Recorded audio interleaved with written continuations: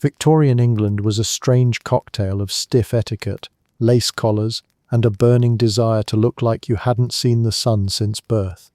If you were pale, delicate, and vaguely consumptive looking, congratulations, you were considered the human equivalent of fine porcelain.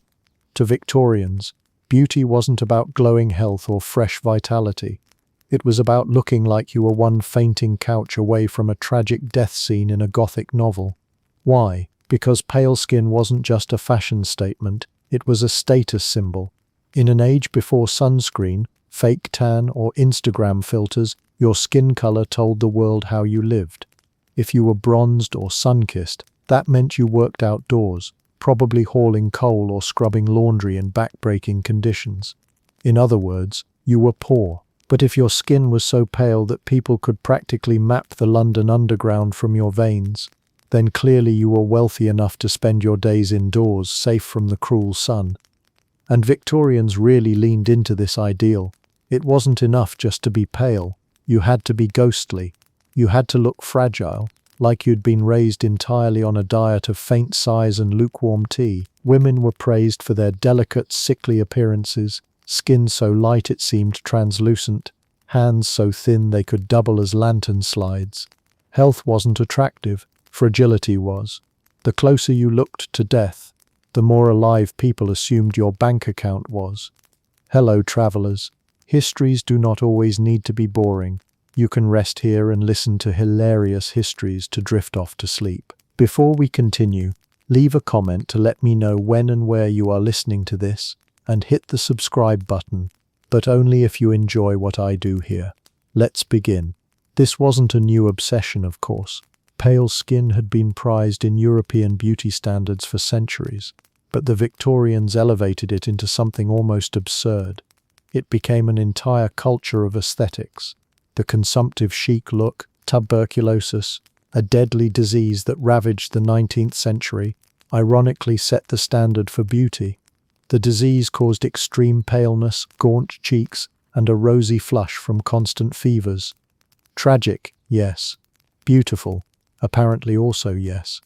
If you looked like you were coughing up poetry and blood, society admired you. It might sound strange to us now, but you need to imagine the mindset of the age. The Victorians were obsessed with morality, class, and appearances. Everything had to mean something deeper. Pale skin meant purity, innocence, and spiritual superiority. Sun exposure meant manual labor, vulgarity, and low breeding. It wasn't about whether you looked healthy. In fact, health was suspicious. Someone who looked ruddy and strong might as well announce, "Yes, I chop firewood for a living." So how did they achieve this ideal? Well, natural pallor wasn't always enough. Women used every trick in the book to look paler than they actually were. Some avoided sunlight altogether, taking parasols, bonnets, and gloves whenever they dared to step outside. Houses were furnished with heavy drapes, not just to block drafts but also to keep complexions fashionably corpse-like. The less sun, the better. After all, what was the point of walking through life if you couldn't also look like a wax figurine while doing it? For those who weren't blessed with naturally translucent skin, cosmetics offered a solution. Powders, creams, and pastes were applied liberally to the face to give the illusion of chalky white perfection. Of course, cosmetics in the Victorian era were rarely safe. They often contained things like lead or mercury, which meant that while you looked ethereal, your body was quietly falling apart at the cellular level. But that's a story for later chapters. For now, just imagine Victorian women turning themselves into decorative pastries, dusted with powder until they resembled marble statues. It wasn't just about skin color either. The pale ideal tied into an entire aesthetic of delicacy. Women were expected to appear weak and fragile, their bodies corseted into impossible shapes, their movements restricted, their voices soft. This wasn't a culture that celebrated strong muscles or sunburned vitality. The goal was to look like you couldn't open a jar of jam without writing a will first, and men were complicit in this. They didn't escape beauty standards entirely, but pale delicacy was seen primarily as feminine. For men, the ideal was more about refinement and class markers like grooming, dress, and posture. Women, however, were expected to carry the weight of this strange obsession, even if they were too busy carrying smelling salts to handle anything else. Now let's pause for a moment and recognize the sheer irony here.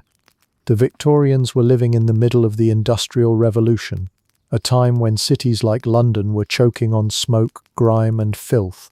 And yet, in the middle of this sooty, coal-dusted world, people aspired to look untouched by life itself. Imagine walking through the smog-filled streets, your lungs coated with industrial soot, and then going home to powder your face so you could look like you'd just returned from haunting a cathedral. The obsession with pale beauty also played into the Victorian love of contradictions. They preached morality, modesty, and natural virtue, yet they weren't afraid to cheat nature with powders, potions, and treatments. Looking naturally pale was ideal, but if it didn't happen naturally, well, a little chemical assistance was fine, as long as nobody talked about it openly. It was, in many ways, the 19th century version of photoshopping your selfies. Everyone knew it was fake, but everyone pretended it was real. And that's where the arsenic craze would eventually enter the story. But we'll save that delightfully toxic twist for later. For now, what matters is this. Victorian beauty obsession wasn't about looking alive. It was about looking rich, moral, and ever so slightly at death's door. The good news, if you managed to achieve the look, society admired you. The bad news, you probably scared children in candlelight. In the 19th century, pale skin wasn't just a beauty preference. It was a passport to privilege. The Victorians didn't invent the idea that fair equals fancy, but they perfected it with all the zealousness of people who took their fashion cues from gravestones. If you wanted to understand why looking pale was so powerful, you had to look at the long, winding history of skin tone and status, a story that stretches back centuries before Queen Victoria ever clutched her pearls. Let's rewind. In ancient Rome, aristocrats also worshipped the alabaster look. Wealthy women went as far as to smear white lead paste across their faces, proudly broadcasting that their days were not wasted toiling under the Mediterranean sun. In medieval Europe, the obsession grew stronger. Paintings of noble ladies almost always depict them as pale, even luminous, as though they had been raised entirely indoors like exotic orchids. By contrast, peasants and farmers were shown browned and weathered by sunlight, because that was the fate of people who had to work for a living instead of reciting poetry. Fast forward to the Renaissance, upper-class ladies plucked their hairlines back to create massive foreheads, powdered their skin to bone white, and basically tried to look like walking, talking marble busts. The message was consistent through time. Pale skin meant you had money, servants, and the luxury of never setting foot in a field. Your complexion was your resume. It said, I am rich enough to spend my days being fragile. By the Victorian era, this social coding had become deeply ingrained. If you were pale, you weren't just fashionable, you were socially untouchable. A pale woman implied a certain lifestyle. Afternoons spent embroidering by a window, not sweating in a factory. Leisure walks in shaded gardens, not trudging through mud. It wasn't just beauty, it was a public declaration that you had people to do your labor for you. Pale meant power, pale meant privilege, pale meant, I am not like you, and don't you forget it. This wasn't just a women's issue either. Pale skin for men suggested intellectual or aristocratic pursuits, the kind of man who studied philosophy by candlelight, rather than one who swung a hammer.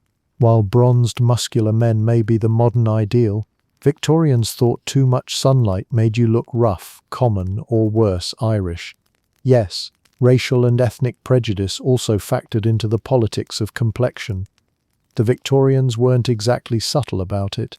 Clothing reinforced these divisions. Wealthy Victorians could afford full-coverage outfits, parasols, gloves, veils, and hats that shielded their skin from the sun. Working-class people wore what they could afford, which often meant minimal protection and maximum exposure. Imagine the contrast on a London street. One woman shuffling past in a dust-colored dress with arms browned by years of scrubbing floors, while another glided by under layers of silk, her hands pale as bone china. They didn't need to exchange words. Their skin spoke volumes.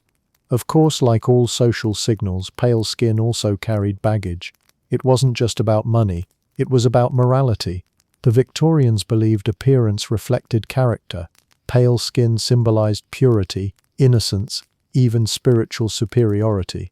This wasn't the tan from Saint-Tropez era where bronzed bodies screamed vitality and health. Instead, if you were pale, you were practically a walking sermon on virtue. You weren't just beautiful, you were angelic, untouchable, and maybe just one harp short of heaven. The powerful knew how to weaponize this association. Aristocratic women cultivated their paleness as part of their identity, feeding into the idea that beauty equaled morality, equaled wealth. The working classes couldn't compete.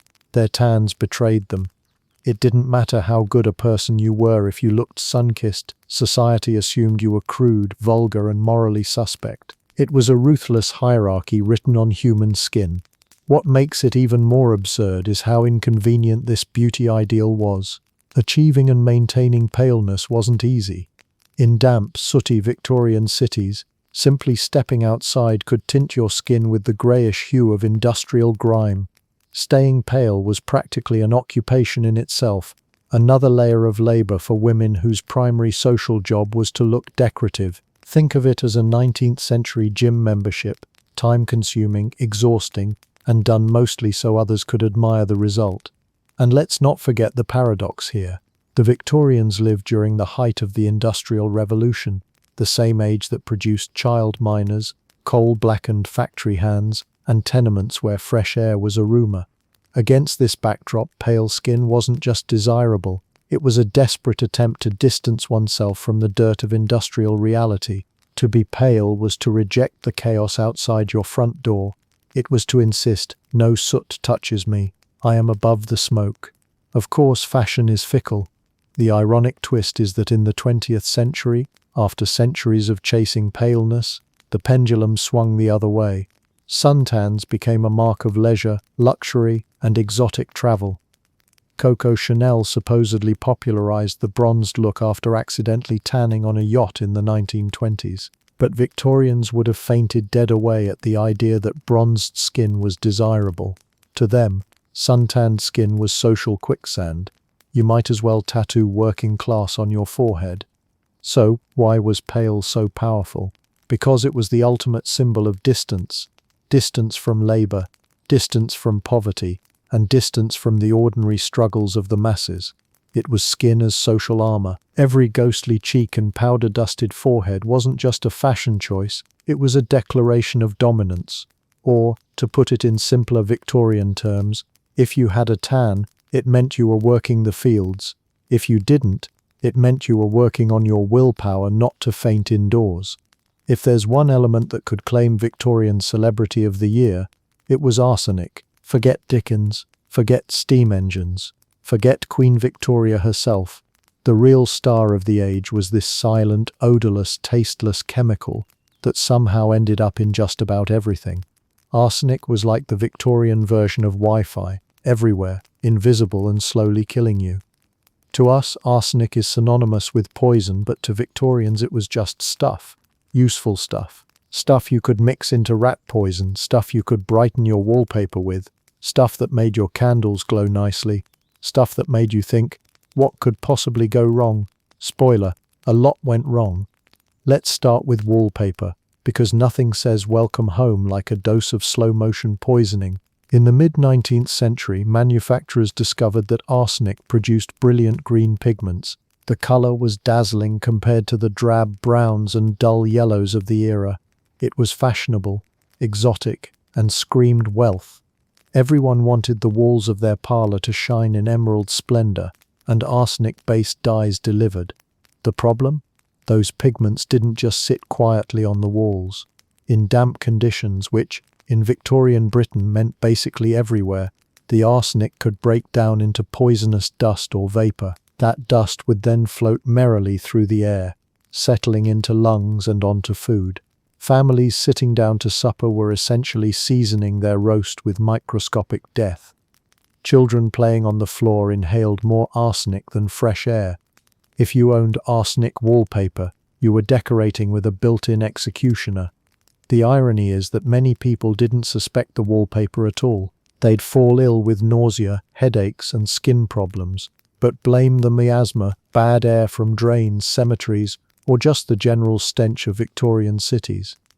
Imagine slowly dying in your own drawing room while cheerfully admiring how lovely the walls looked in candlelight. Of course, arsenic was also a practical household staple, rat poison. And rats were everywhere. Victorian cities were practically rat theme parks, with open sewers, overflowing trash, and food markets teeming with scraps. Households relied heavily on arsenic to keep the furry plague bearers at bay. The catch?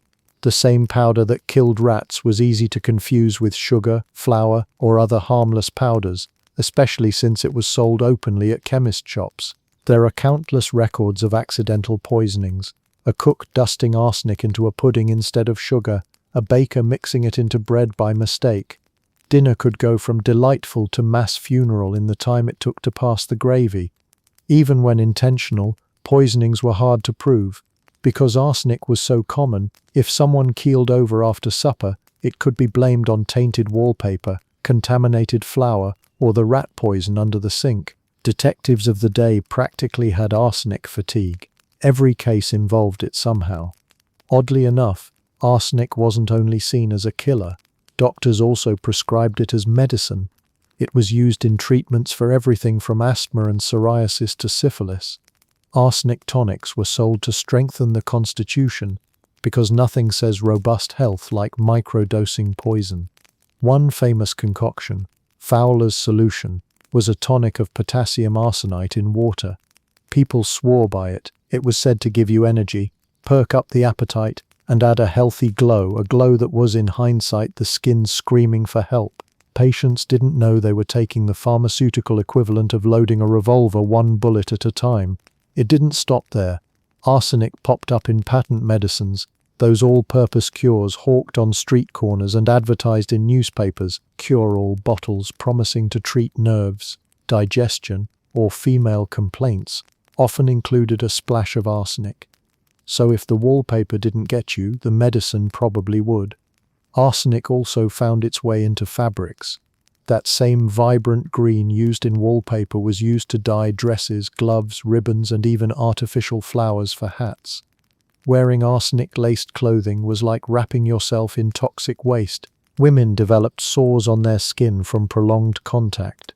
Dressmakers sometimes suffered fatal poisoning just from handling bolts of fabric all day. Imagine going to a ball in your brand new emerald gown, twirling gracefully under the gaslights while leaving behind a trail of poisonous dust like some kind of Victorian death fairy. Guests might leave your soiree coughing and wheezing, but at least you looked dazzling. Even candles sometimes contained arsenic, burning it into the air as a faintly toxic glow. Children's toys could be painted with arsenic-laced pigments. Green candies, ironically meant to look more natural, were sometimes colored with arsenic too. You couldn't eat, play, light your home, or even breathe without tripping over it. What makes it especially chilling is how normal all of this seemed. Victorians lived in a chemical minefield but shrugged it off as progress. Bright colors, strong rat poison, miracle tonics. The fact that all of these conveniences doubled as accidental murder weapons was treated as a minor detail. Arsenic's presence in daily life blurred the line between accident and crime. It became the go-to weapon for would-be murderers, especially women trapped in bad marriages. Tasteless and odorless, it could be stirred into tea or soup without notice. If the victim died, suspicion might not fall on foul play at all. After all, arsenic was everywhere. Detectives of the time even called it inheritance powder, since it so often turned up in cases of sudden death followed by convenient inheritances. But here's the kicker. The sheer normality of arsenic meant that almost every Victorian was exposed in some way. They lived surrounded by a killer they invited into their homes, wore on their bodies, and swallowed willingly. Arsenic wasn't lurking in the shadows. It was sitting at the dinner table. So when arsenic later moved into the realm of beauty treatments, promising an even paler, purer complexion, it wasn't as shocking as it should have been. After all, Victorians had already been eating, breathing, and decorating with the stuff for years. What was one more wafer of poison between friends? Arsenic was less a household hazard than a household companion, the unspoken roommate everyone had, silently gnawing away at health while making life brighter, prettier, and deadlier. Or, to put it more bluntly, arsenic was the Wi-Fi of Victorian life, invisible, indispensable, and slowly killing you. If you thought taking poison for the sake of beauty was a metaphor, think again.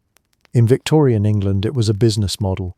Enter the arsenic complexion wafer, a neat little tablet of slow death disguised as skincare. Imagine a world where your pharmacist handed you poison with a straight face, and instead of running, you said, "Perfect, I'll take 2 boxes." That was the Victorian beauty market. By the mid-19th century, pale beauty wasn't just admired, it was aggressively marketed. Entrepreneurs saw an opportunity to bottle the dream of flawless porcelain skin, and they did it the old-fashioned way, with poison. Arsenic, that household jack of all trades, was reinvented as a miracle beauty aid. Manufacturers compressed small doses into tablet form and slapped reassuring labels on them. Dr. James P. Campbell's safe arsenic complexion wafers, for example, promised not only a clear, pale face, but also smoother skin and an attractive glow. The language of these advertisements was carefully chosen. They framed arsenic wafers as modern, scientific, and trustworthy. Remember, Victorians adored science, or at least anything that sounded vaguely scientific. If a product was sold as tested, refined, or medically approved, people opened their wallets and their mouths without hesitation. And arsenic wafers played into that cultural trust, offering not just beauty but legitimacy. The irony. The very same chemists who warned about arsenic wallpaper fumes also sold these wafers in pharmacies. The contradiction didn't seem to bother anyone. The ads targeted women directly, stoking anxieties about aging, blemishes, and imperfect complexions. A typical advert might promise to banish freckles, smooth away roughness, and transform dull skin into something worthy of admiration. The message was clear. Your natural face was not enough, but for the price of a small box of arsenic tablets, you could upgrade yourself into a living marble statue. They also cleverly suggested subtle improvements that would make you more competitive in the social marketplace. Pale, flawless skin meant better marriage prospects, better social standing, and, according to the ads, even better health. It wasn't just beauty, it was insurance for your future. In essence, the wafers played the same role as today's beauty supplements. Swallow this pill, and your flaws disappear, only difference. Today's supplements are more likely to contain fish oil than a slow-acting nerve toxin. It's easy to laugh now, but Victorians genuinely believed these wafers worked because they did have effects. Arsenic in small doses could alter the skin's appearance, giving it a pale, smooth, slightly luminous quality. It also curbed appetite, so users became thinner, which was another sign of fashionable delicacy. Of course, the line between slight pallor and open casket ready was razor thin, but that didn't stop people, and crucially, the wafers didn't kill instantly. That was the real selling point. Unlike cyanide, arsenic worked slowly, which made it perfect for long-term beauty treatment. People could convince themselves that they were improving their appearance while ignoring the creeping side effects: nausea, stomach pain, fatigue. After all, beauty is pain. In the Victorian sense, beauty was also organ failure. Manufacturers went out of their way to insist the wafers were safe. The word safe often appeared right on the packaging, as if repeating it would trick the body into compliance. Some claimed the wafers were prepared in special ways that neutralized arsenic's dangers, as though a little branding could turn rat poison into skincare. One advertisement proudly declared that the wafers were entirely free from all injurious effects. This is a bold claim for something that could, if taken liberally, send you 6 feet under. But Victorians didn't have the same consumer protection laws we enjoy today. If a company promised something in flowery enough language, people simply trusted it. The wafers weren't cheap either. They were marketed to the middle and upper classes, people who could afford to spend money on luxuries. This exclusivity only reinforced their appeal. If you were popping arsenic tablets, it proved you weren't some factory girl scrubbing laundry. You were a woman of means, sophisticated enough to buy beauty in pill form. In many ways, Arsenic wafers became a class marker themselves.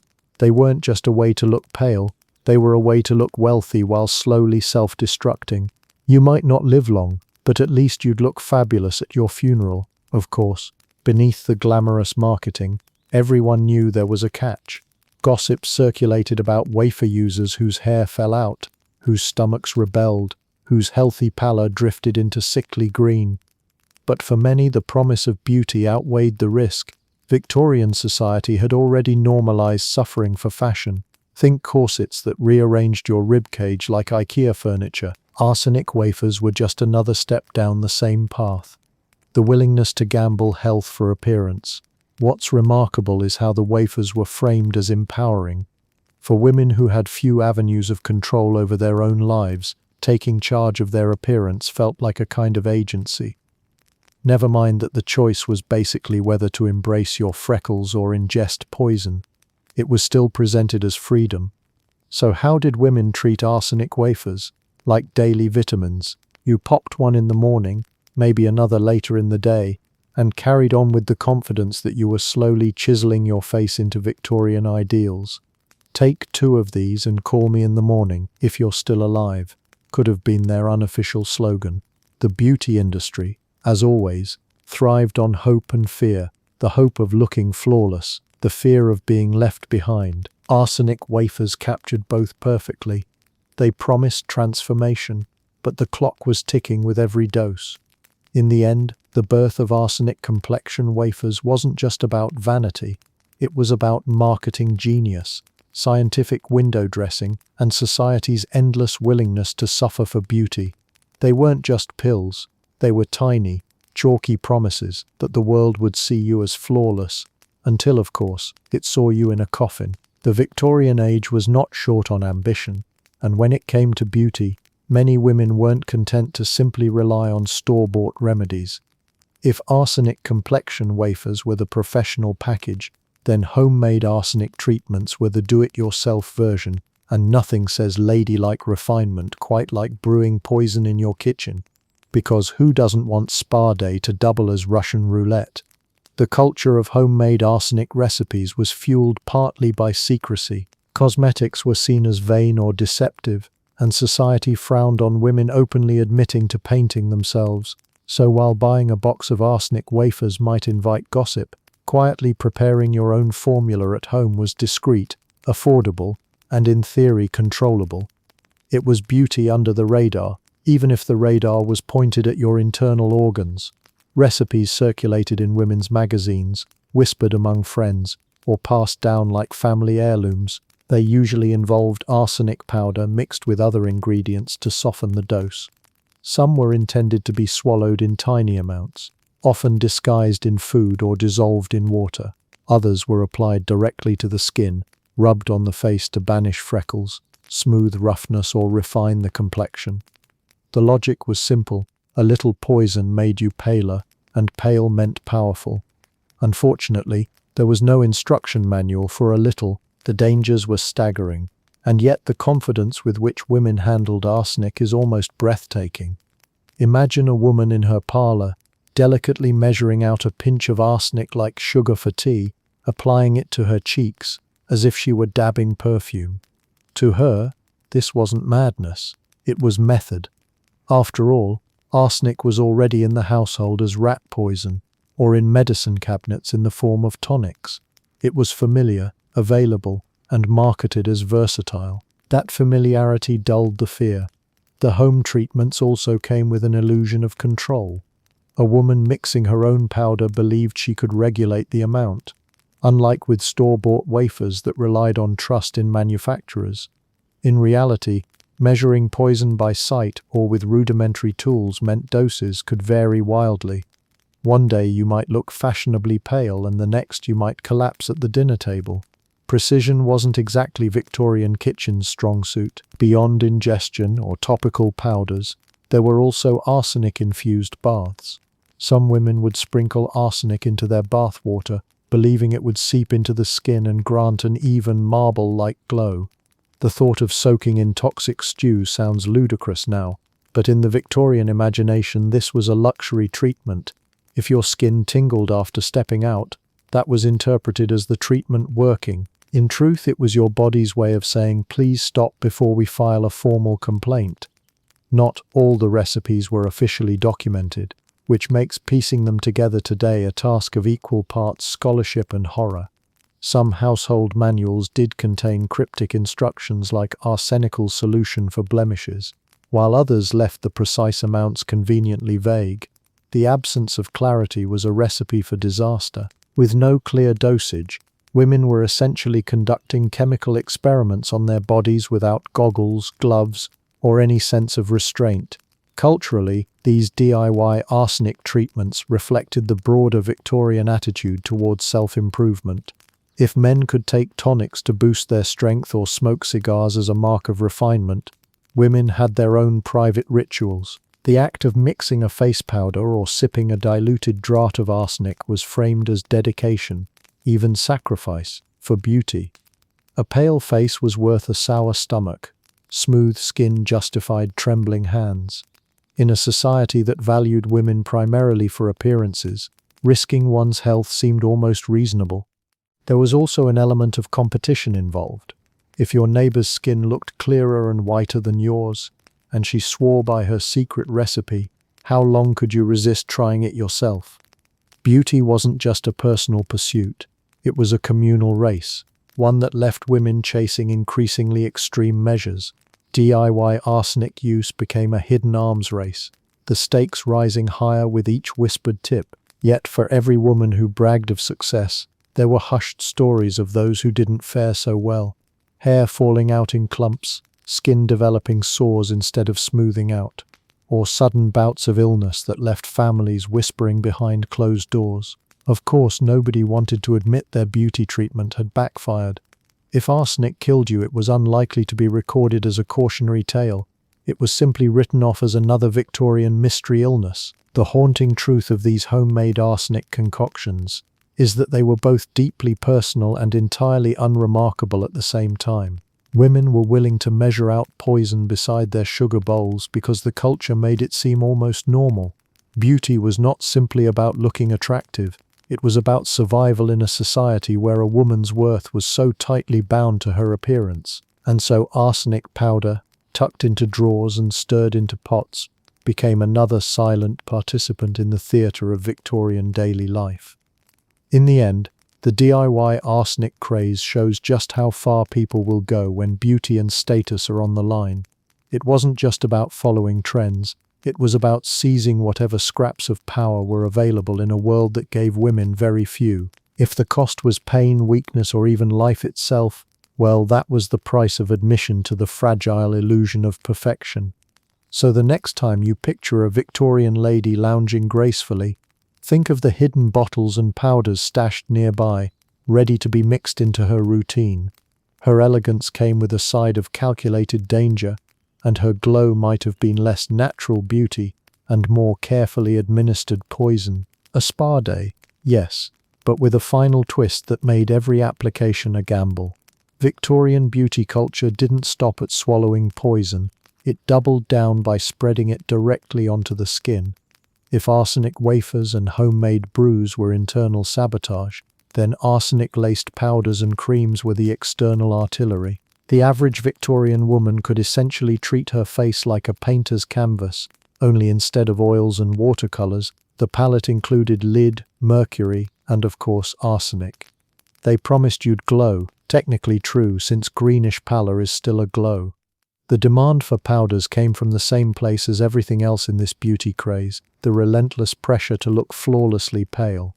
The difference here was that powders offered immediacy. No need to wait weeks for wafers to work their magic or risk guessing arsenic doses in your teacup. You could dab some powder on and look porcelain smooth in minutes. It was the Victorian equivalent of a Snapchat filter, except instead of digital trickery, it was a thin layer of actual poison resting comfortably on your pores. The powders weren't subtle. Many women went for a heavy-handed application, transforming their faces into blank, chalky masks. A smooth white surface was prized. The fewer freckles, veins, or blemishes visible, the better. Advertisements described these powders as refining, purifying, or beautifying. What they really meant was suffocating your skin while feeding it toxins. In fact, powders clogged pores so badly that breakouts and rashes became common. And what was the solution to those blemishes? More powder, naturally. It was a cycle of covering up the damage caused by the very thing meant to improve you. Some arsenic-based creams and lotions were applied overnight, with instructions to soften and whiten the skin while you slept. Imagine laying your head down in a Victorian bedroom filled with arsenic wallpaper, breathing in arsenic fumes from candles while your skin absorbed arsenic cream. It was like hosting a slumber party where every guest was trying to kill you. What's most striking is how openly these products were marketed. They weren't tucked away as shady side hustles. They were sold in chemist shops, advertised in ladies' magazines, and promoted as perfectly respectable. The connection between arsenic and illness was known, but beauty companies leaned on the convenient myth that when carefully refined or diluted, arsenic was harmless. They reassured women that what was lethal in large amounts was safe in cosmetic doses. It's the same kind of logic you hear today when someone tells you a tiny bit of bleach in a wellness drink will detoxify your body. Spoiler, it won't.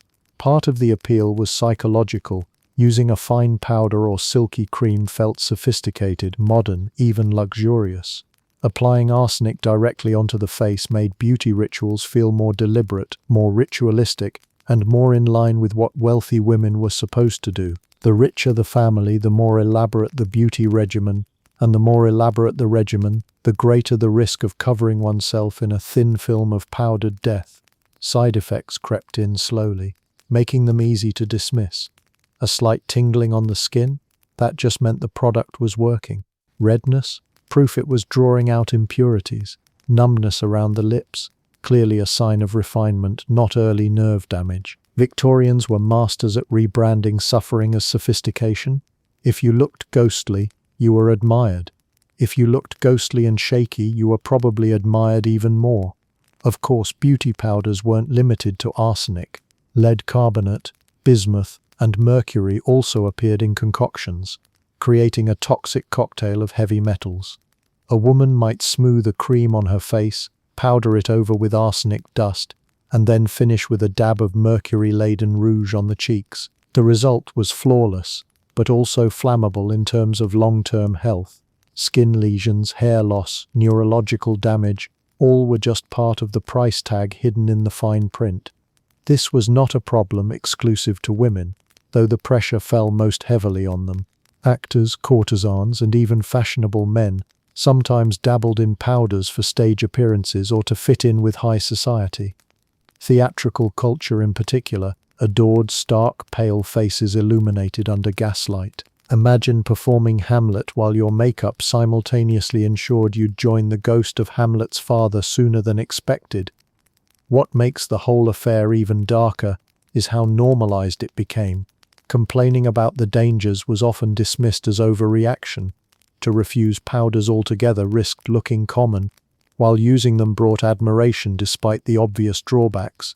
It was the Victorian beauty paradox, damned if you did, socially invisible if you didn't. Women were trapped in a cycle of risk and reward, balancing their reputations on a layer of white dust. Looking back, it's easy to see these arsenic powders as a symbol of the Victorian age itself. Beautiful on the surface, rotten underneath. They embodied a society obsessed with appearances, willing to sacrifice health for the illusion of refinement. And unlike the silent, hidden danger of arsenic wallpaper, makeup powders were an active, intimate danger. Women willingly pressed them into their own skin, day after day, transforming their bodies into canvases for poison. The real tragedy is that these products were aspirational. They were sold as pathways to elegance, ways to ascend the social ladder, to match the delicate beauty of queens and duchesses. A young woman dabbing powder on her cheeks wasn't just trying to look attractive, she was participating in the unspoken competition of survival by beauty.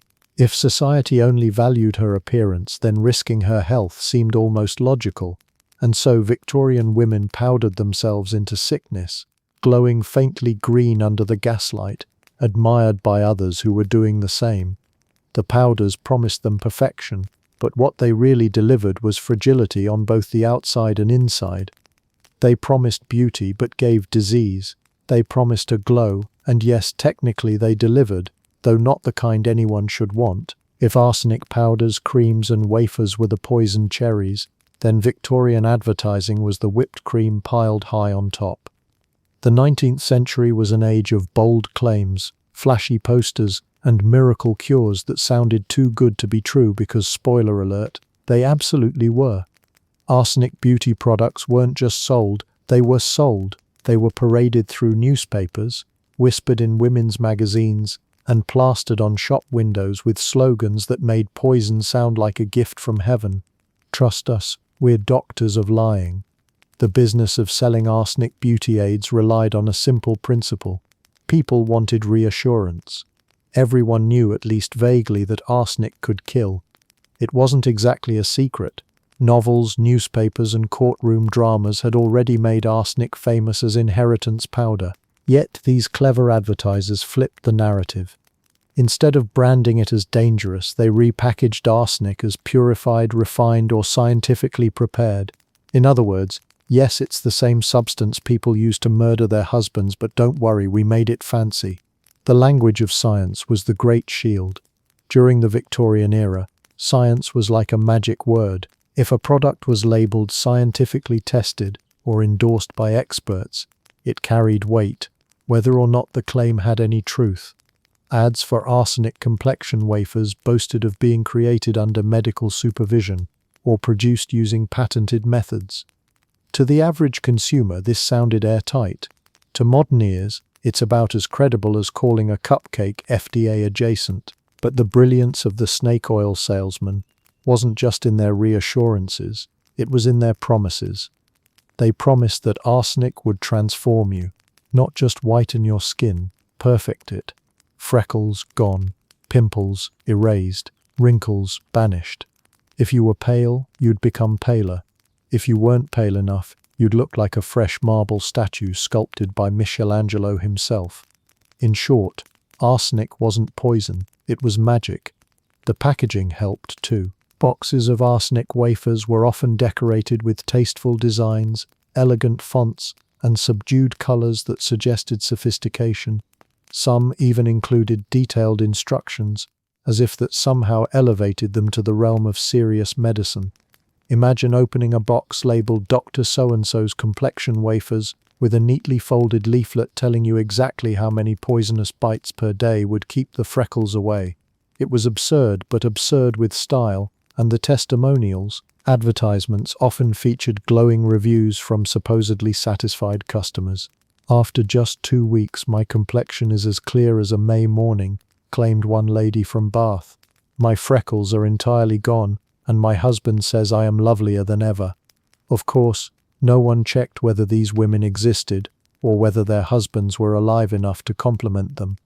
But in a world without fact-checkers or consumer protection agencies, these testimonials passed as gospel. Arsenic products also piggybacked on the era's fascination with modernity. Victorians were living in the age of steam trains, electricity, and industrial marvels. The idea that science could solve everything, even beauty, was intoxicating. Why rely on lemons or cucumber masks when a wafer stamped with scientific approval could promise eternal youth? Beauty and science together were irresistible, even when the science was little more than wordplay. The snake oil salesman also mastered the art of targeting insecurities. They didn't just promise improvement, they pointed out flaws. Ads spoke directly to women worried about freckles, blemishes, or rough skin. The subtext was cruelly clear. If you didn't buy the product, you were letting yourself down, risking ridicule, maybe even losing a chance at marriage. The marketing weaponized shame and then offered poison as the cure. It's the same psychology used in beauty ads today, just with a more lethal twist. Even the name complexion wafer was a stroke of genius. It sounded gentle, even edible, like something you might nibble with tea. A wafer was delicate, harmless, the opposite of rat poison, even if the ingredient list begged to differ. By choosing the right words, marketers disguised death in a dainty package. It wasn't only women who were targeted. Some ads suggested arsenic products could improve men's appearances too. A paler complexion supposedly signaled refinement and intellectual superiority. The idea of arsenic as a universal beautifier broadened the market, ensuring the salesman had multiple streams of revenue, poisoning the entire population equally. And let's not forget the traveling quacks, those charismatic showmen who set up stalls in town squares and performed live demonstrations. They'd pull out jars, powders, and mysterious bottles, making grand claims about their arsenical remedies. With a flourish, they might rub a cream on a volunteer's hand to demonstrate its immediate whitening effect. The crowd would gasp, coins would clink, and another batch of deadly creams would disappear into shopping baskets. It's tempting to imagine that Victorians were simply gullible, but the reality was more complicated. They lived in a world with little regulation, limited medical knowledge, and few alternatives. When all the advertisements around you said arsenic was safe and effective, it was hard to resist. These salesmen weren't just lying, they were constructing an entire cultural reality where poison was beauty's best friend.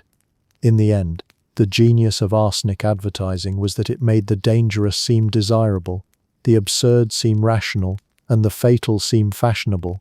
They dressed lies in the clothes of science and sold them with a smile. Victorians bought into the dream willingly, desperate for perfection, eager to believe the men in waistcoats with their authoritative tone and shiny posters. So yes, arsenic wafers, creams and powders were deadly, but the marketing that wrapped them was deadly in its own right, seducing an entire society into playing dress-up with poison. It was advertising at its finest and deadliest. When we imagine doctors of the Victorian era, we like to picture stern men with impeccable beards, peering over spectacles as they dispense wisdom. Unfortunately, alongside the handful who were genuinely trying to keep patients alive, there were plenty more who were essentially glorified salesmen with degrees in confidence tricks. And when it came to arsenic, many physicians didn't just look the other way, they actively prescribed it. The prescription? A little poison a day keeps the undertaker away, temporarily. Part of the problem lay in how medicine itself was understood. The Victorian era was a crossroads between medieval remedies and modern science. Germ theory was only just catching on. Antibiotics were still decades away.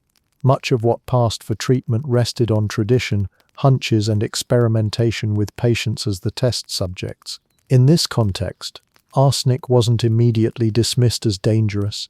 It was seen as one more tool in the doctor's arsenal. After all, if a substance could kill vermin or burn away blemishes, surely in controlled doses, it might also cleanse the human body. One of the most famous medical uses of arsenic came in the form of Fowler's solution, a tonic invented in the late 18th century and still widely prescribed in the 19th. This clear liquid contained potassium arsenite dissolved in water and alcohol, and doctors swore by it. It was handed out for everything from psoriasis and asthma to epilepsy and even malaria. Patients were told to take a few drops daily, often for weeks at a time. They reported feeling bursts of energy, improved appetite, and brighter skin, all short-term effects before the inevitable decline set in. To the physician, that counted as success. Arsenic was also prescribed for nervous complaints, a catch-all category that could mean anything from anxiety to insomnia. A jittery young lady might be advised to sip arsenic-laced tonic to calm her frazzled nerves. A man suffering exhaustion after too many late nights could be prescribed the same. The logic was simple. If you felt slightly better after drinking it, it must be working. The fact that the same substance slowly destabilized organs was a minor inconvenience, but let's be clear. Not every doctor was an outright charlatan. Many genuinely believed arsenic had medicinal properties, because in certain doses it did cause physiological changes. It altered blood flow, influenced the skin, and acted as a stimulant. That it also caused nausea, hair loss, and death if overdone was treated as an unfortunate side effect. In a time when bleeding patients with leeches was still considered sound practice, arsenic didn't seem any crazier. Of course, the line between a doctor and a quack could be alarmingly thin. Some men set up medical practices with no qualifications beyond a sharp suit and persuasive voice. These pseudo-doctors leaned hard into the arsenic craze.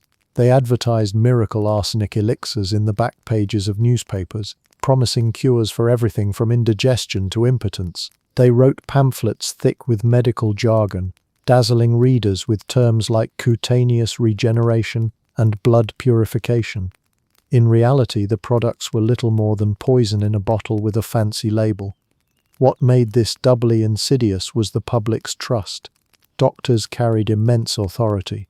If a physician said arsenic was beneficial, most patients accepted it without question. Families would dose themselves faithfully, even giving drops of arsenic tonic to children in the hopes of building their strength. There were even cases of arsenic prescribed for livestock, because why not extend the fun to the family cow? A pale-skinned lady sipping arsenic to smooth her complexion might feel reassured, knowing her doctor approved, even if that same doctor was pocketing a commission from the wafer manufacturer down the street. The medical endorsement also blurred the moral line. Cosmetics could be dismissed as vanity, but if arsenic was doctor-approved, then it became not just socially acceptable but respectable. A woman could tell herself she wasn't indulging in shallow beauty treatments, she was simply following medical advice. It turned poison into propriety, and yet not everyone in the medical community was on board. There were critics who raised the alarm, warning of cumulative effects and mysterious illnesses tied to arsenic use. Some pointed out that the line between dose and death was far too slim for comfort. These warnings, however, were often drowned out by louder voices, by the lure of profit, and by the public's insatiable demand for quick fixes. The dissenters were treated as overly cautious, or worse, as enemies of progress. The irony is that while some doctors were prescribing arsenic to treat conditions like skin disease, others were simultaneously documenting cases of arsenic poisoning caused by cosmetics and wallpapers. The left hand was healing with arsenic, while the right hand was signing death certificates because of it. The hypocrisy was baked into the system, a reflection of an age when medicine and marketing were nearly indistinguishable. Looking back, it's tempting to laugh at the absurdity. Doctors prescribing poison with one hand while warning about it with the other. But the reality was grim. Patients didn't know better. They trusted the authority figures available to them, and in a culture that equated paleness with purity, arsenic seemed like medicine for both body and soul. The medical community didn't invent the arsenic craze, but by endorsing it, they legitimized it. They wrapped poison in a cloak of science and respectability, making it easier for ordinary people to swallow literally. And so, countless Victorians walked out of chemist shops, clutching bottles and boxes, confident that what they held was health in liquid form, when in truth it was simply a slower, more polite form of death. The Victorians weren't satisfied with treating pale skin as a simple marker of wealth or fashion. They elevated it to the level of morality itself. To them, whiteness of skin wasn't just attractive, it was a visible symbol of spiritual purity, of virtue, of a soul unsullied by the grime of the world. In a society obsessed with appearances and moral codes, the line between how you looked and who you were blurred to the point of invisibility.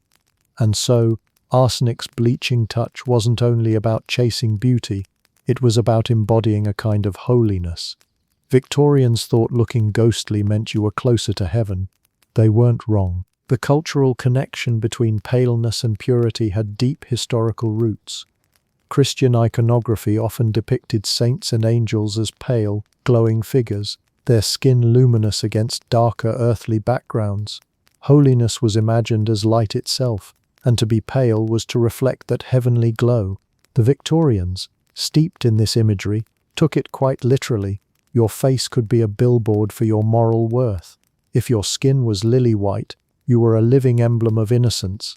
If your cheeks were ruddy or browned by labor, you were immediately suspected of vulgarity, indulgence, or worse, immorality. For women, this link was especially unforgiving.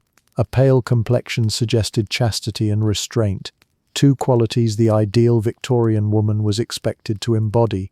She was supposed to be an angel of the house, pure in body and spirit, a beacon of refinement.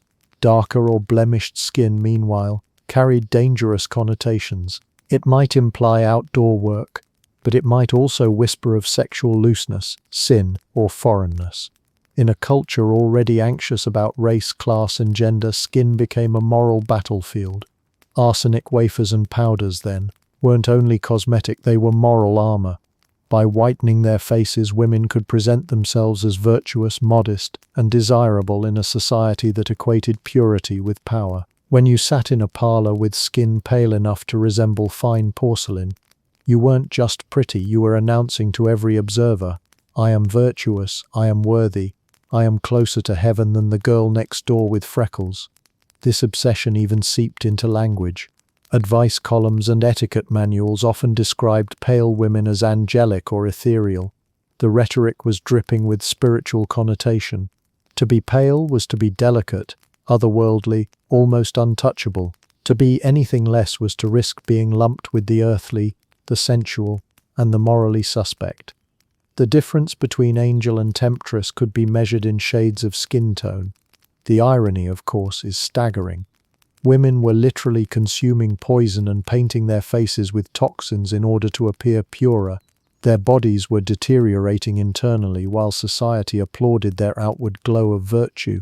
The angelic look achieved through arsenic was less a reflection of morality and more of a chemical war waged on their own flesh. They were praised for embodying purity, even as their insides screamed otherwise. This obsession also tied into the Victorian fascination with death. A ghostly, pallid complexion wasn't only associated with virtue, it was linked with the romantic idea of the consumptive heroine, tuberculosis, with its pale faces, sunken cheeks, and delicate frames, was paradoxically idealized in literature and art.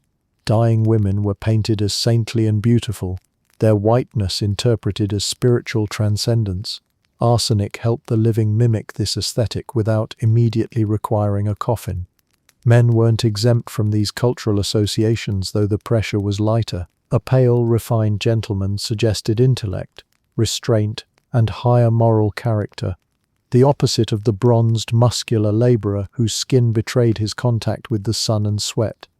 For both sexes, though, paleness was more than skin deep. It was a symbol of belonging to the respectable classes, of being untouched by vice, vulgarity, or common work. The church reinforced this mindset. Sermons and tracts often used imagery of light and whiteness to symbolize the soul's condition. Light was goodness, darkness was sin. When these ideas filtered into daily life, they meshed seamlessly with beauty standards. To be pale was to be righteous. To look ghostly was to appear holy. And if arsenic wafers brought you a little closer to that ideal, then why hesitate? Better to risk your health than risk your reputation. There's something both tragic and absurd in how earnestly Victorians linked complexion to morality. A woman might spend weeks starving herself, dosing on arsenic, and scrubbing with toxic powders, not simply to look beautiful but to avoid the suspicion of vice. A few freckles or a healthy tan could undermine her claims to modesty. The stakes were social survival. Her skin wasn't just her own, it was public property, judged constantly by others as proof of her character. It's tempting to smirk at this cultural blindness, but echoes linger today. Think of how often fresh-faced or pure are still tied to fair complexions in advertising, or how skin tone continues to carry unspoken judgments. The Victorians didn't invent this linkage, but they industrialized it, weaponized it, and baked it into their arsenic-laden routines. So when a Victorian woman powdered her cheeks pale, she wasn't just decorating herself, she was staging a performance. Every layer of whiteness was a claim to virtue, a defense against suspicion, and a ticket to social approval. It was moral theatre, and arsenic was the makeup of choice. Victorians thought looking ghostly meant you were closer to heaven. The irony is that, thanks to arsenic, they often were. Not all Victorian women could afford the luxury of poisoning themselves in style. Arsenic wafers, creams, and powders might have been marketed as miracle beauty products, but they came with a price tag that working-class families simply couldn't manage. Beauty, like everything else in the Victorian era, was stratified along class lines. The wealthy had the option of indulging in refined self-destruction, while the poor had to make do with cheaper, more improvised methods. If you couldn't afford slow poisoning, you had to settle for baking supplies. For the upper and middle classes, arsenic-laced beauty products were an investment. A box of complexion wafers or a jar of cosmetic cream was more than a purchase. It was a symbol of status. It said, "I have money to spare on luxuries, and the leisure to sit indoors cultivating my ethereal pallor." By contrast, working-class women didn't have the funds to splurge on such things, and even if they had, they lacked the luxury of the lifestyle required to maintain it. Sunlight, grime, and manual labor were daily realities that no amount of wafers could completely erase. Instead, poorer women turned to substitutes. Flour was one of the simplest, easy to acquire, cheap, and plentiful. A dusting of flour on the face could mimic the chalky look of expensive powders. The problem, of course, was durability. A hot day or a sweaty shift could undo the entire effect. Imagine carefully powdering your face with flour in the morning, only to look like half-kneaded dough by evening. Chalk was another alternative. Crushed into a fine dust, it could be applied to the skin for a pale finish. It lacked the smoothness of commercial products, leaving a dry, powdery texture that wasn't exactly flattering. Worse, it had a habit of cracking and flaking, so women could find themselves leaving trails of whiteness on clothing, furniture, or embarrassingly, the shoulders of anyone they embraced. What was meant to suggest refinement often looked more like an accident in a masonry shop. Other kitchen staples were sometimes pressed into service. Starch or whitening agents used for laundry occasionally doubled as makeshift cosmetics. These weren't designed for skin, of course, so irritation and rashes were common side effects. But for women without access to the chemist's arsenic jars, a little redness was a small price to pay for passing as fashionably pale. The differences between classes didn't stop at products. They extended to access to time and privacy. Wealthier women could spend long hours perfecting their appearance in well-furnished boudoirs, shielded from the elements by parasols, carriages, and drapes. Working-class women often rose before dawn, labored for 10 or 12 hours, and came home exhausted. The idea of delicately applying powders after a day of scrubbing floors or hauling coal was not just impractical, it bordered on absurd. Survival left little time for self-presentation. That said, working-class women weren't blind to the beauty ideals around them. They lived in the same society that prized paleness, and the pressure to conform was real. For a servant hoping to catch the attention of a suitor, or a factory girl wanting to appear more respectable, a whitened complexion was still an asset. This meant the cheaper homemade substitutes carried social weight, even if the results were inconsistent. The divide also revealed the hypocrisy of the ideal. Society praised pallor as a sign of purity, virtue, and refinement, yet punished working-class women for failing to embody it. Their tans and sun-darkened skin were interpreted as proof of moral failing, even though it was simply a consequence of labor. A woman who worked in fields or factories couldn't hide her exposure to the sun, and so her complexion became a visible badge of her economic status. No wafer or chalk substitute could fully erase that reality. This meant that beauty wasn't just cosmetic, it was political. Wealthy women could afford to look fragile, and society rewarded them for it. Poorer women, by contrast, were trapped in a cycle where their bodies betrayed their class. Even when they tried to conform, the cracks showed. Literally and metaphorically, pale powder might flake off during a long day, revealing the bronzed skin beneath, which only reinforced prejudices about their place in the social hierarchy. There's also an undercurrent of irony here. While wealthy women spent money to poison themselves with arsenic, working-class women sometimes ended up healthier simply because they couldn't afford it. Their flour and chalk might not have been flattering, but it wasn't lethal. If one group was slowly withering away under the guise of refinement, the other was at least safe from accidental death by wafer. In the twisted arithmetic of Victorian society, poverty occasionally offered protection. Still, the pressure to aspire remained powerful. Working-class girls were bombarded with images of pale, flawless women in magazines, novels, and advertisements. They knew the look they were supposed to achieve, even if the tools at their disposal were rudimentary. This created an ongoing sense of exclusion, as if true beauty belonged only to those who could buy it. Flower-covered cheeks were never going to carry the same social cachet as Dr. Campbell's arsenic wafers. The class divide in beauty revealed the deeper inequalities of the Victorian world. It wasn't just about skin tone, it was about who had access to luxury, who had time to pursue ideals, and who could afford the dangerous thrill of poisoning themselves in the name of fashion. The poor could mimic, but they could never fully belong.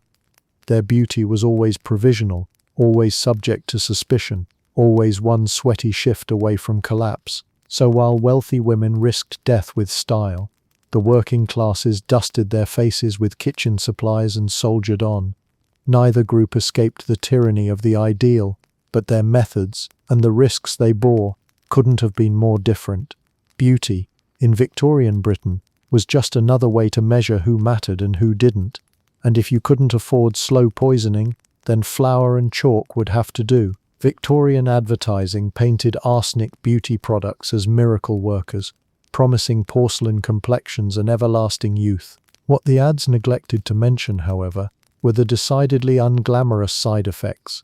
Sure, you might achieve the ghostly pallor that society praised, but it came bundled with a grab bag of symptoms better suited to a medical horror novel than a love story.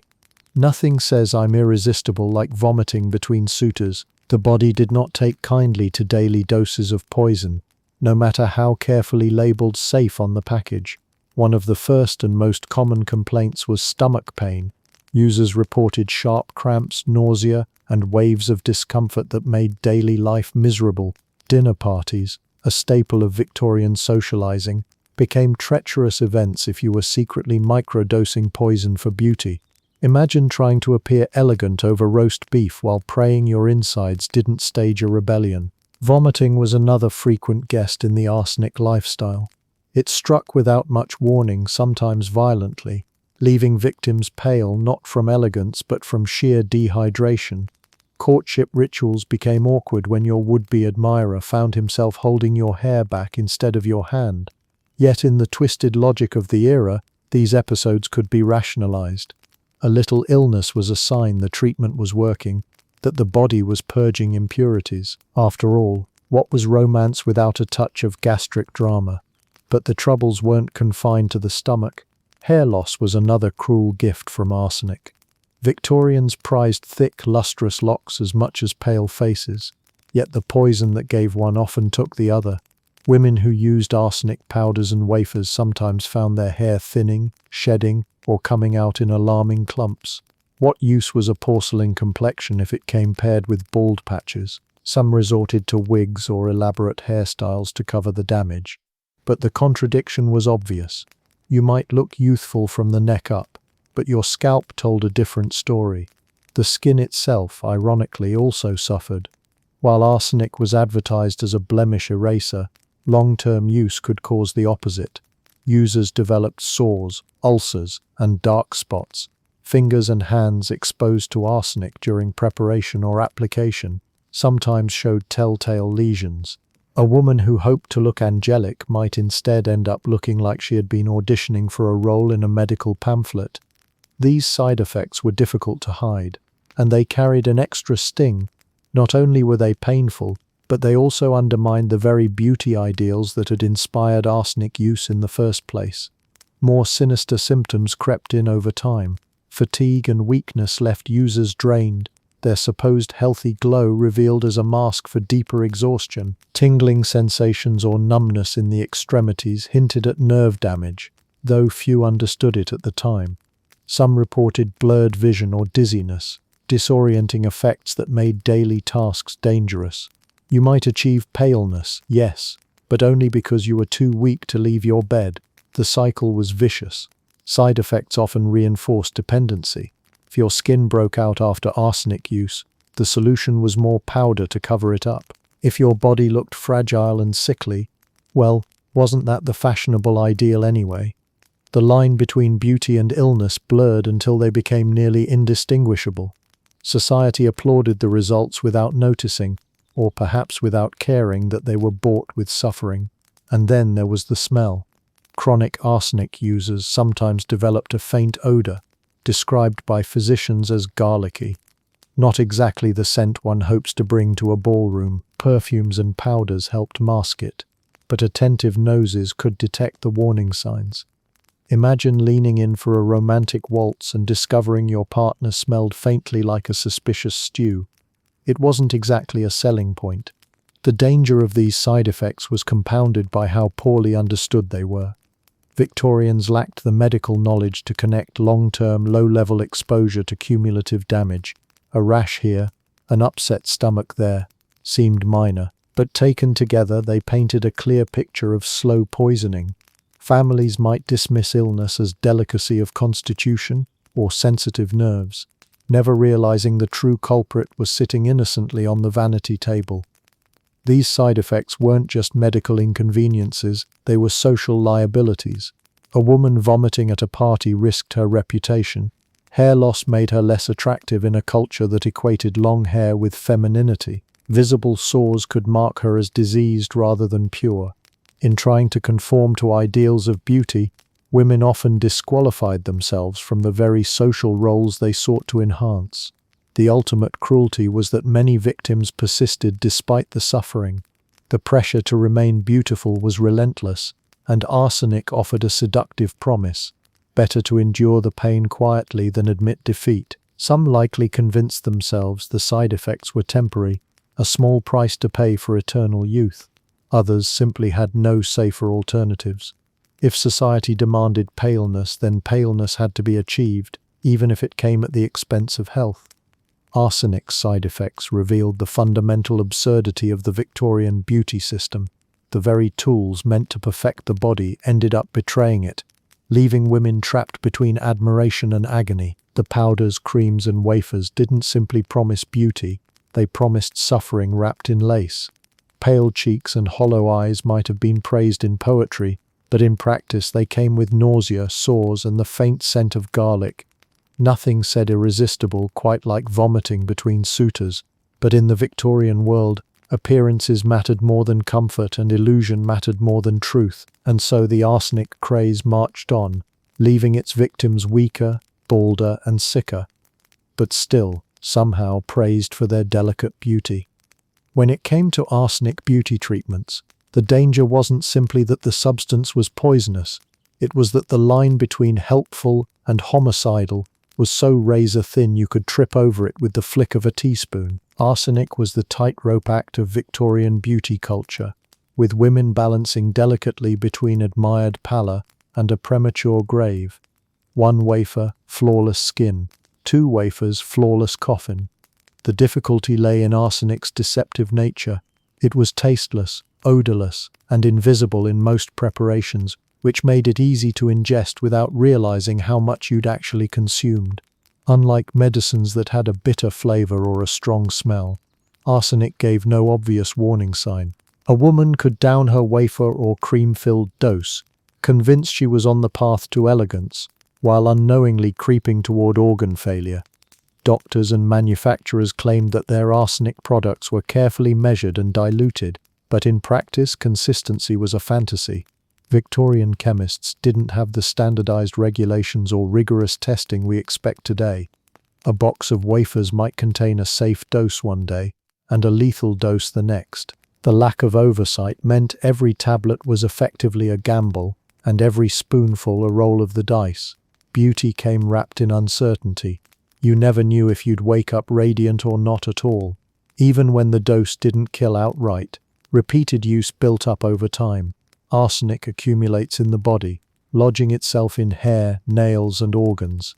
Small amounts taken daily could slowly erode health until the body simply gave out. Symptoms might creep in: fatigue, cramps, tingling limbs, but users often shrugged them off as minor discomforts. They rarely recognized that each wafer was stacking poison like bricks in a house of doom, and sooner or later the whole structure would collapse.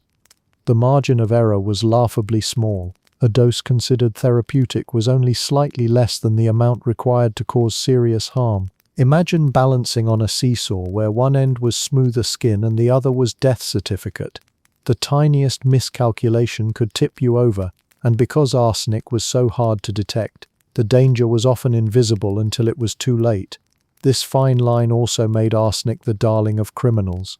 Murderers exploited its subtlety, slipping just a little extra into tea or soup. The victim's slow decline could be passed off as illness, while the killer pocketed the inheritance.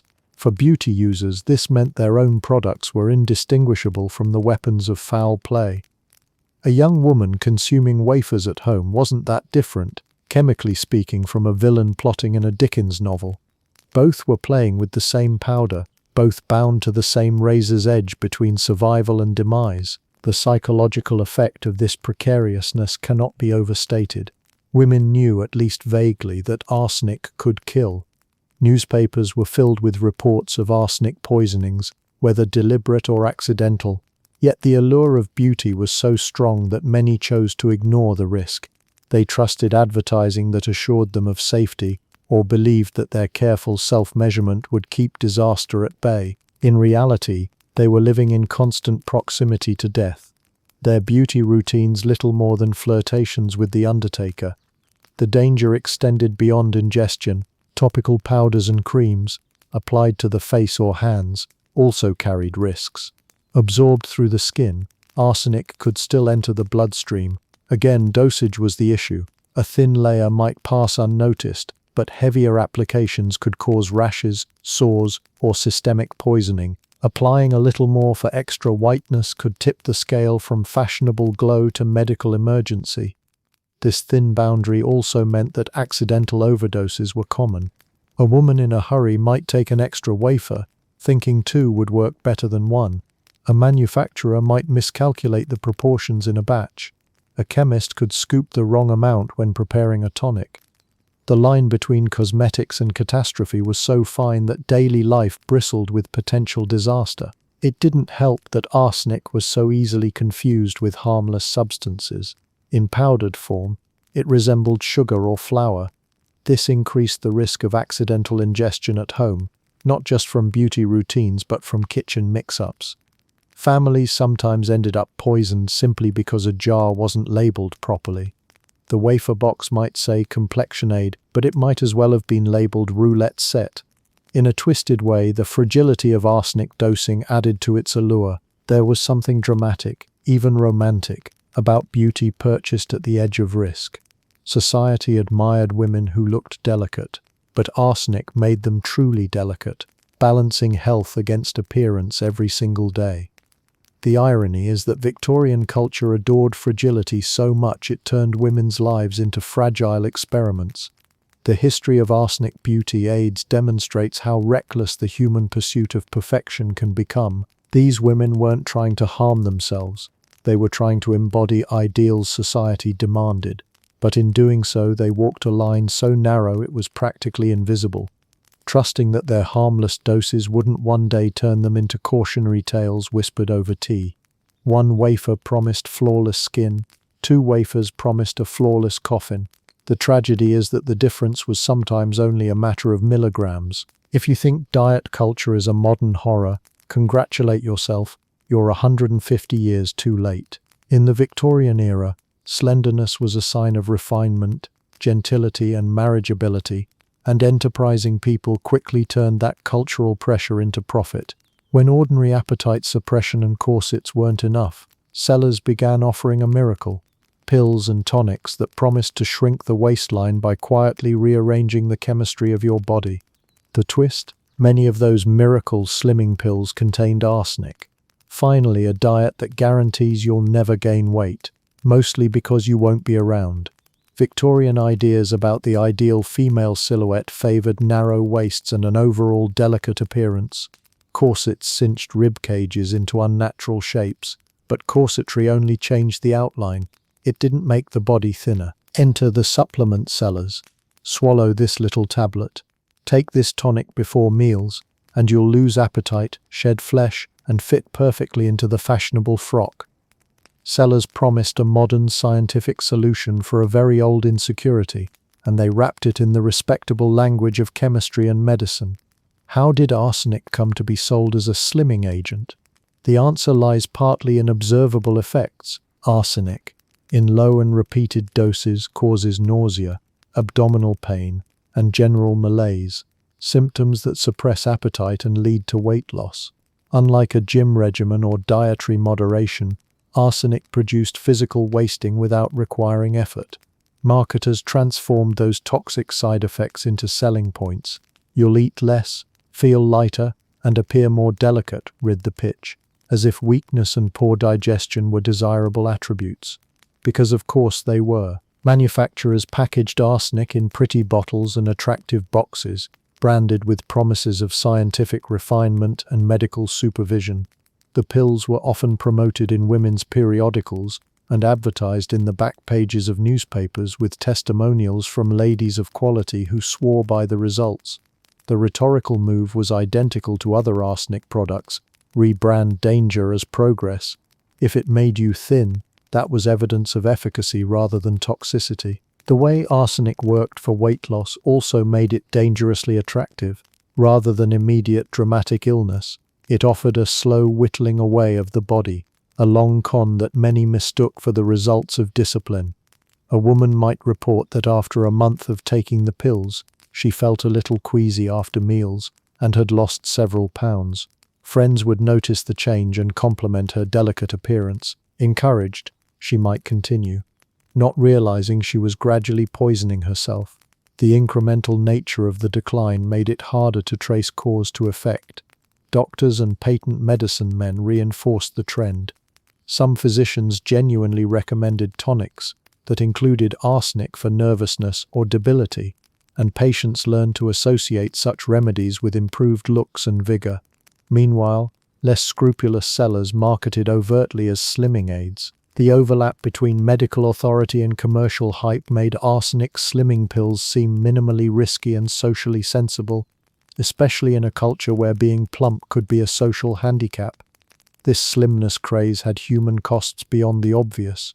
Chronic arsenic exposure causes digestive breakdown, neuropathy, tingling, numbness, hair loss, skin lesions, and ultimately organ failure. But before the final catastrophe, users experienced progressive weakness, brittle nails, and pallor, attributes that the fashion system perversely applauded. The tragedy was that the very outcomes celebrated as signs of elegance were physiological markers of decline. People mistook disease for desirability.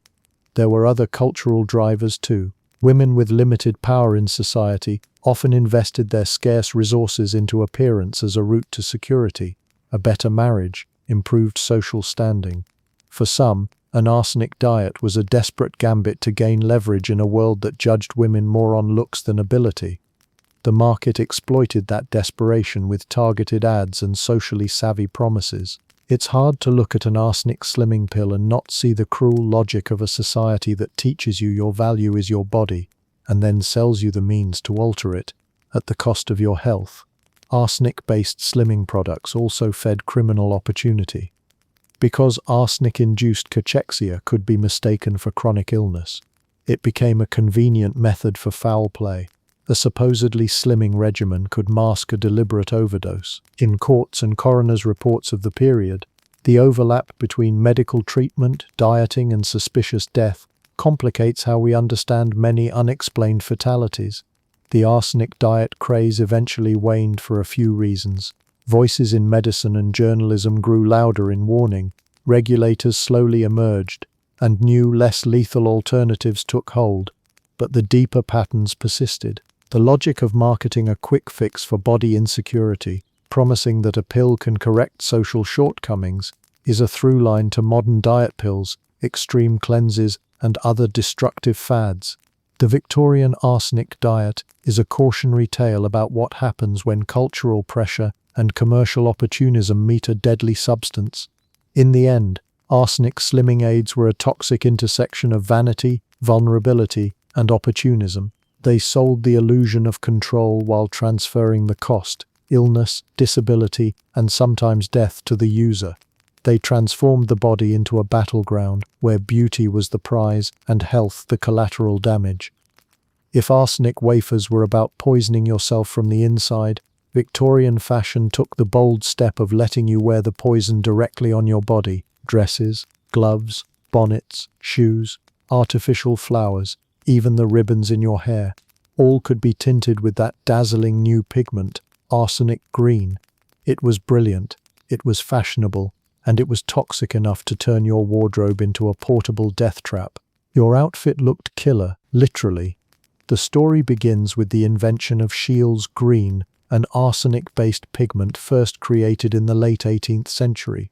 Unlike earlier dyes that quickly faded or turned dull, Scheele's green produced a shockingly bright, vivid hue. It seemed alive, glowing almost unnaturally under candlelight and gas lamps. When it hit the fashion market, it was an instant sensation. By the mid-19th century, it had become the color of choice for chic Victorians eager to stand out in a crowd. Emerald green was the new black. Only this black came with lesions, convulsions, and organ failure. Women adored green dresses made from arsenic-dyed fabrics. They shimmered at balls, their gowns catching the light and turning heads. But what the admirers didn't see was the danger woven into the cloth. Each dress could contain ounces of arsenic, which rubbed off on the skin, especially in areas of friction like the underarms or neckline. Sweat accelerated the process, turning a lively waltz into a chemical soak. Some women reported blistering rashes, peeling skin, and sores that refused to heal. Others suffered dizziness or faintness after hours of wearing their finery, chalking it up to delicate nerves when it was really the slow caress of poison. The problem wasn't confined to dresses. Gloves and shoes also absorbed arsenical dyes. Imagine pulling on a new pair of emerald gloves, only to find your hands itching and raw after an evening's wear. The dye would leach into your skin, leaving not just a fashionable stain but a toxic residue that worked its way inward. Even artificial flowers and hair ribbons, popular accessories for women of all ages, were often made with arsenic pigments. Ladies wore them close to their faces, inhaling microscopic particles while being told how charming they looked. For dressmakers and textile workers, the situation was even worse. Women in factories spent hours handling arsenic-dyed fabrics, cutting, sewing, and pressing the materials until the fibers and powders embedded themselves in their hair, skin, and lungs. Some developed sores on their hands that never healed. Others complained of constant nausea and weakness. They weren't customers indulging in fleeting vanity. They were laborers trapped in environments that slowly consumed their health. Yet, because they were working-class women, their suffering rarely made headlines. The popularity of arsenic green was also fueled by its symbolic weight. Green had long been associated with freshness, vitality, and nature. Wearing it suggested youth, vibrancy, and energy. The irony was bitter. The very color meant to signal life was quietly delivering death. Guests at a ball might comment on how a woman glowed in her green gown, never realizing that the glow came at the expense of her skin cells fighting for survival. Men, too, were not immune. Waistcoats, ties, and decorative handkerchiefs often came in shades of arsenic green. Imagine a gentleman wiping his brow during a hot evening with a fashionable green kerchief, only to rub arsenic dust into his pores. Children were dressed in arsenic-dyed clothes as well, which meant parents lovingly buttoned their sons and daughters into garments laced with poison, proud of how stylish their little ones looked. Childhood elegance came paired with rashes and fevers. Contemporary critics did occasionally sound alarms. Medical journals and newspapers published warnings about the dangers of arsenic dyes, citing cases of illness and death. Yet fashion was a stubborn force. Green was too dazzling to resist, and the industry was slow to respond. As one satirical cartoon of the time put it, fashion-conscious women would rather die than be out of style, and many quite literally did. What makes the arsenic fabric craze especially haunting is how invisible it seemed. Unlike wallpaper that gave off a distinctive dust or wafers that tasted faintly chalky, green fabric looked beautiful and harmless. You couldn't see the danger, you couldn't smell it. It clung silently to your skin with every graceful curtsy and every dramatic sweep of the skirt. The ballroom, with its whirl of emerald gowns and shimmering gloves, was less a scene of elegance than a toxic cloud disguised in silk. Over time, as awareness grew, alternatives emerged. safer dyes were developed and manufacturers began to move away from arsenic pigments. But the damage was done. Countless women, men and workers had suffered simply for the sake of wearing the season's most fashionable color. The craze for green fabrics remains one of the starkest examples of how Victorian society fused vanity with danger, choosing beauty at all costs, even if the cost was life itself. The arsenic fabric phenomenon captures the essence of the Victorian paradox. People lived in an age obsessed with progress, industry, and scientific advancement, yet they routinely ignored the lethal consequences of those same innovations. Wearing green wasn't just about taste, it was about joining a cultural performance where beauty mattered more than safety. Each gown and glove whispered the same deadly secret: style kills. Your outfit looked killer, literally, as if slowly ingesting poison in your beauty routine or wearing it stitched into your dress weren't enough. The Victorians managed to decorate entire homes with the stuff. The lush, jewel-toned wallpapers that became the hallmark of a fashionable parlor often owed their brilliance to arsenic-based pigments. It meant you could be killing yourself not only at the dressing table but also while sipping tea by the fireplace. Even your walls wanted you dead in style. The culprit was color. Before the late 18th century, wallpaper tended to be muted: browns, faded reds, dingy yellows. But when Shields green and its cousin Paris green came along, the world of interior design exploded with vibrancy. Suddenly, wallpapers gleamed with rich emerald patterns, botanical motifs and landscapes that seemed almost alive. A parlor adorned in arsenic green wallpaper announced sophistication, wealth, and a taste for the modern. It was like Instagram for your walls, except instead of likes you collected lesions. The problem lay in the chemistry. Arsenic pigments, while dazzling, were not stable.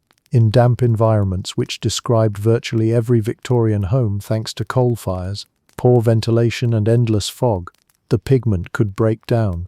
The result was a fine dust or vapor that seeped into the air.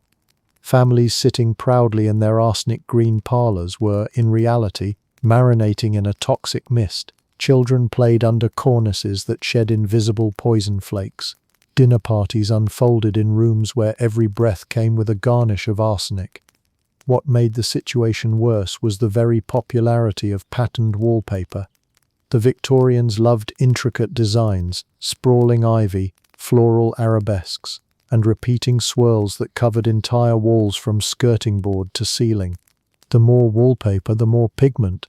The more pigment, the more poison. Some estimates suggest that a single room's wallpaper could contain several ounces of arsenic, more than enough to kill outright if consumed all at once, but instead dispensed slowly, insidiously, into lungs and bloodstreams. Symptoms often mirrored those of chronic illness: persistent coughs, nausea, headaches, inflamed eyes, and mysterious rashes. Families fell ill without ever suspecting their fashionable decor was the cause. Doctors puzzled over recurring ailments that seemed immune to treatment. In some cases, the very same households dosing themselves with arsenic wafers for beauty were also breathing it in nightly from their parlors. Poison came at them from every direction, and they called it luxury. The effects weren't limited to the well-to-do. Servants, often the ones scrubbing and dusting these rooms, bore the brunt of exposure. Cleaning wallpaper released even more particles into the air. Maids tasked with beating dust out of curtains or wiping walls were essentially conscripted into handling poison daily. If their health declined, it was rarely attributed to decor. More likely it was written off as weak constitution or overwork. Once again, the working classes absorbed the collateral damage of upper-class fashion. Children, too, were especially vulnerable. Infants' cradles placed against brightly patterned arsenic walls created tragic outcomes: failure to thrive, fevers, even unexplained deaths. Some accounts tell of children wasting away in nurseries adorned with cheerful green motifs. It was the cruelest irony: parents decorating with lively colors to create a healthy environment, only to discover those very walls were lethal. The awareness of the danger did exist, though it spread unevenly. As early as the 1830s, chemists and physicians began warning of the risks. Reports circulated of mysterious illnesses traced back to wallpaper. One famous case involved a young child in England who repeatedly fell ill until the family moved to a home without green walls. The child recovered, and suspicion fell on the wallpaper. But fashionable society was slow to listen. After all, no one wanted to believe that their beautiful parlour, the centerpiece of domestic pride, was secretly a death chamber. Satirists and journalists occasionally poked fun at the absurdity. Cartoons showed elegant couples fainting in arsenic-green rooms, captions joking that interior design was as deadly as any assassin's blade. Still, the jokes did little to curb demand. The allure of vibrant decor outweighed vague warnings from scientists. If visitors gasped in admiration at your parlour walls, what did a lingering cough matter? By the late 19th century, the outcry grew louder. Consumer groups and reform-minded doctors campaigned against the use of arsenic in household products, including wallpapers. Alternatives began to appear, but the transition was slow. For decades, arsenic-green walls continued to adorn homes, spreading misery in silence. It was only when industrial regulations tightened near the century's end that the deadly wallpapers began to fade from vogue. The wallpaper story underscores a uniquely Victorian paradox. The same society that idolized domesticity also filled homes with hazards. The parlour, marketed as the heart of middle-class respectability, was often the most dangerous room in the house. It wasn't just about beauty anymore. It was about the collision between industrial chemistry, unregulated markets, and consumer desire for fashion at any cost. Looking back, the arsenic wallpaper craze feels like a grotesque metaphor for the Victorian age itself. Outwardly, it was beautiful, orderly, and tasteful, a showcase of progress. Underneath, it was toxic, unstable, and quietly destructive. Families smiled in their parlours, blissfully unaware that every breath brought them closer to collapse. Even your walls wanted you dead in style. The Victorians loved romance, courtship rituals, handwritten love notes, secret glances across ballrooms. But hidden beneath all that lace and longing was a chemical trap. The very makeup women used to make themselves appear more alluring could transform a simple kiss into a lethal exchange. Lip products and powders, laced with arsenic, meant that affection wasn't just dangerous emotionally, it was hazardous to your health. Romantic until kissing you was a public health hazard. Cosmetics for the lips were not as elaborate as today's vast lipstick aisle, but they existed in creams, balms, rouge, and powders applied for a natural flush. The goal was subtle, lips that looked moist, healthy, and delicately tinted rather than heavily painted. Unfortunately, to achieve that soft allure, manufacturers sometimes slipped in arsenic or other heavy metals.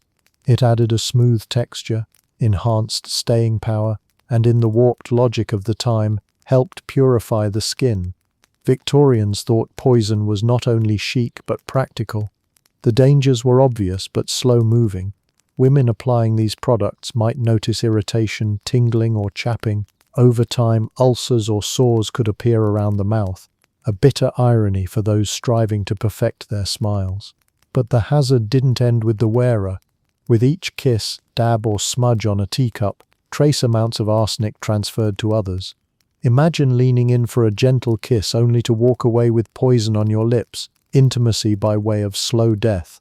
The powder problem made matters worse. Arsenic-laced powders applied to the face and neck easily dusted onto clothing, furniture, and inevitably people. A suitor pressing his lips to a powdered cheek might leave with more than the memory of a romantic evening. He might take home a dose of chemical trouble. In a world already filled with tuberculosis and typhoid, adding toxic affection to the risk list seems almost comical in its cruelty. Of course, no one admitted this openly. Advertising for lip and face products played coy, emphasizing delicacy, elegance, and purity. The language was calculated: a gentle blush, a refined glow, a touch of youthful softness. Nowhere did the label read, "Caution, may slowly erode your suitor's digestive tract."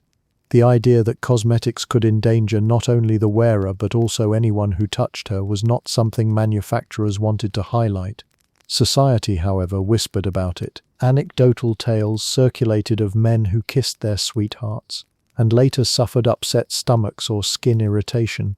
Whether entirely true or exaggerated, these stories fed into a growing sense of unease about cosmetics in general. To some moralists, arsenic-laced beauty products became a metaphor, proof that women's attempts to alter their natural appearance were deceitful and corrupting.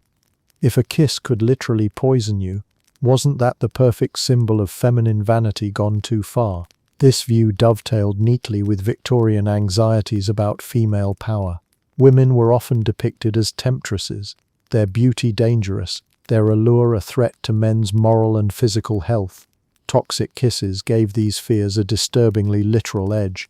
The femme fatale archetype, beautiful, irresistible and deadly, wasn't just a trope from novels. It was reinforced by the fact that a powdered cheek or painted lip might indeed be hazardous. The boundary between metaphor and reality blurred in a puff of arsenic dust. Meanwhile, the women themselves were hardly masterminds of this deadly theatre. They were victims of a society that demanded pale skin, flushed lips, and polished elegance while offering only toxic tools to achieve it. The same cultural pressures that pushed women to swallow wafers or dab arsenic creams also nudged them into applying poisons around their mouths. The risk to suitors was incidental. The real danger was to the women, who bore the brunt of constant exposure. Still, the cultural narrative often twisted blame back onto them, as though their poisonous kisses were deliberate acts of seduction rather than tragic side effects of bad chemistry. What makes the whole episode even more chilling is how normalized it became. Couples continued their rituals of affection, aware in some vague way that cosmetics weren't entirely safe but unwilling to give them up. A woman without tinted lips risked looking drab, and a suitor unwilling to kiss her risked looking unromantic. Better to ignore the faint metallic taste, the occasional stomach upset, the rash that appeared days later. Love, after all, requires sacrifice, though usually not in the form of organ damage. There were, of course, alternatives. Some women used natural tints derived from beet juice, berries, or carmine, the crushed bodies of cochineal insects. These options were safer but less fashionable, dismissed as old-fashioned or rustic compared to the refined modern allure of arsenic-based cosmetics. The irony is painful. The advanced products were lethal, while the old folk remedies were harmless. Yet progress always wore the brighter, deadlier color. By the late 19th century, criticism of these toxic cosmetics grew louder. Doctors began publishing accounts of rashes, sores, and illnesses tied to facial powders and lip creams. Satirists mocked the absurdity of dangerous beauty, cartooning women whose kisses sent men reeling like victims of a duel. But by then, countless women and their admirers had already suffered for fashion's sake. The toxic kiss stands as one of the most perversely romantic aspects of the arsenic craze. It shows how far the poison had seeped into daily life, not just in the private act of self-beautification, but in the most intimate exchanges between people. Affection carried an unspoken risk. Love came with a faint aftertaste of chemicals, and devotion could be repaid in dizziness. So the next time you imagine a Victorian ball, don't picture only the candlelight, the rustle of gowns and the stolen kisses behind fans. Picture, too, the faint dust of arsenic powders drifting in the air, the balms smeared across lips, the suitor leaning in for what he believes is a moment of bliss, and leaving instead with a dose of poison. Romantic, until kissing you was a public health hazard. If you wanted to understand just how normalized arsenic had become in the Victorian imagination, you only had to flip open a ladies' magazine.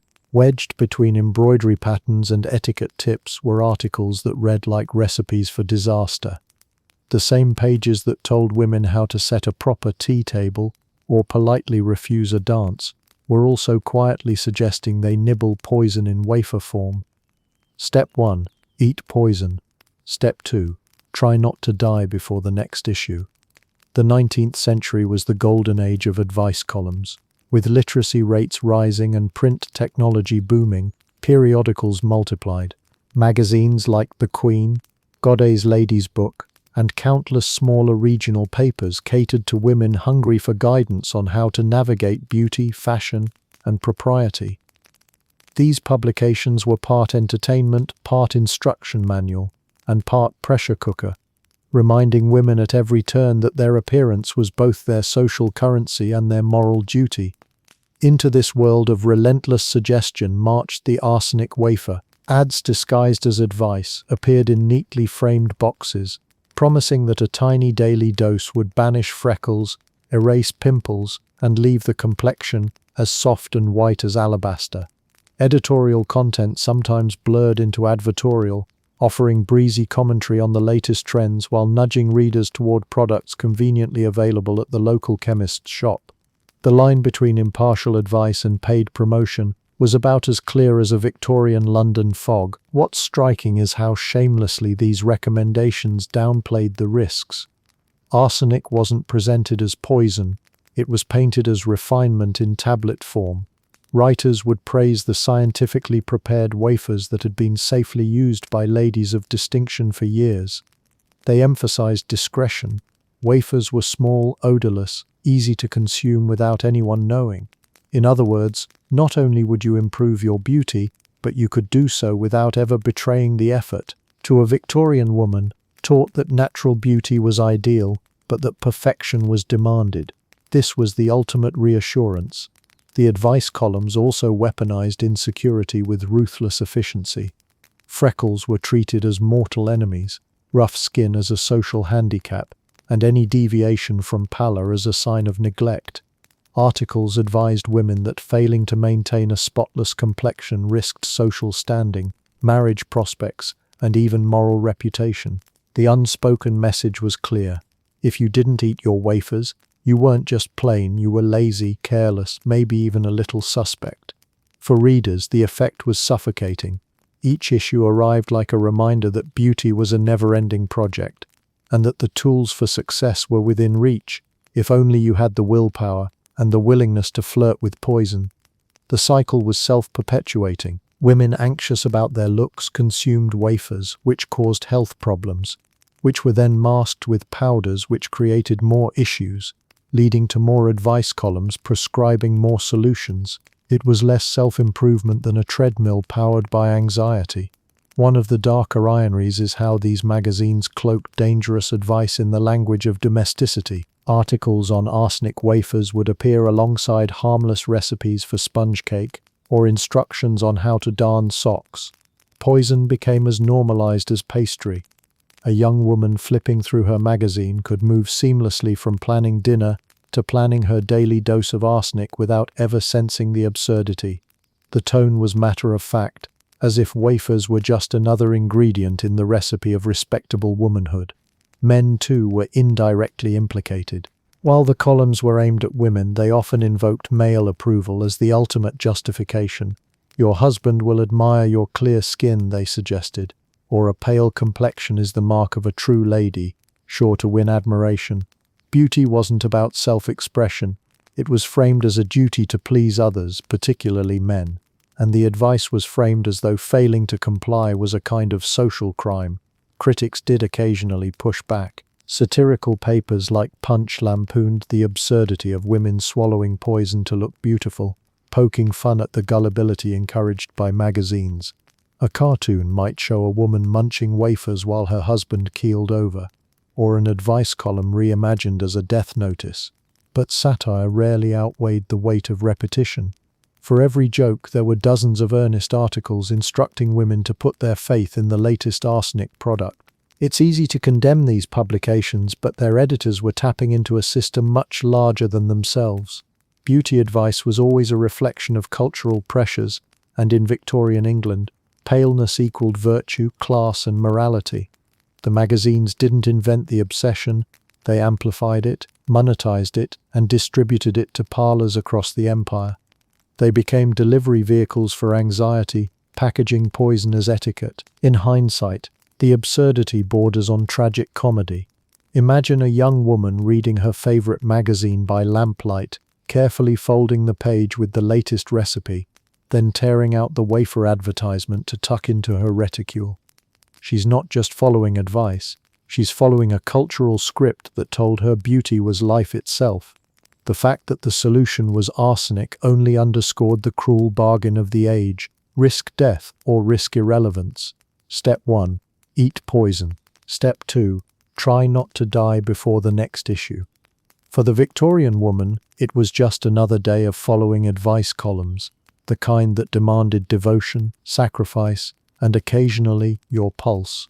The arsenic craze may have dazzled fashionable society, but it didn't go entirely unchallenged. While women were swallowing wafers, rubbing creams into their skin, and hanging wallpaper that doubled as a chemical weapon, a handful of physicians, journalists, and reformers were frantically waving red flags. Their message was clear: arsenic was not beauty's friend. In fact, it was slowly emptying dance halls, one fashionable lady at a time. Of course, in a culture addicted to its own poisons, these critics were dismissed as alarmists, moral scolds, or, in modern terms, the buzzkills at the world's deadliest beauty party. Medical professionals were often the first to notice patterns.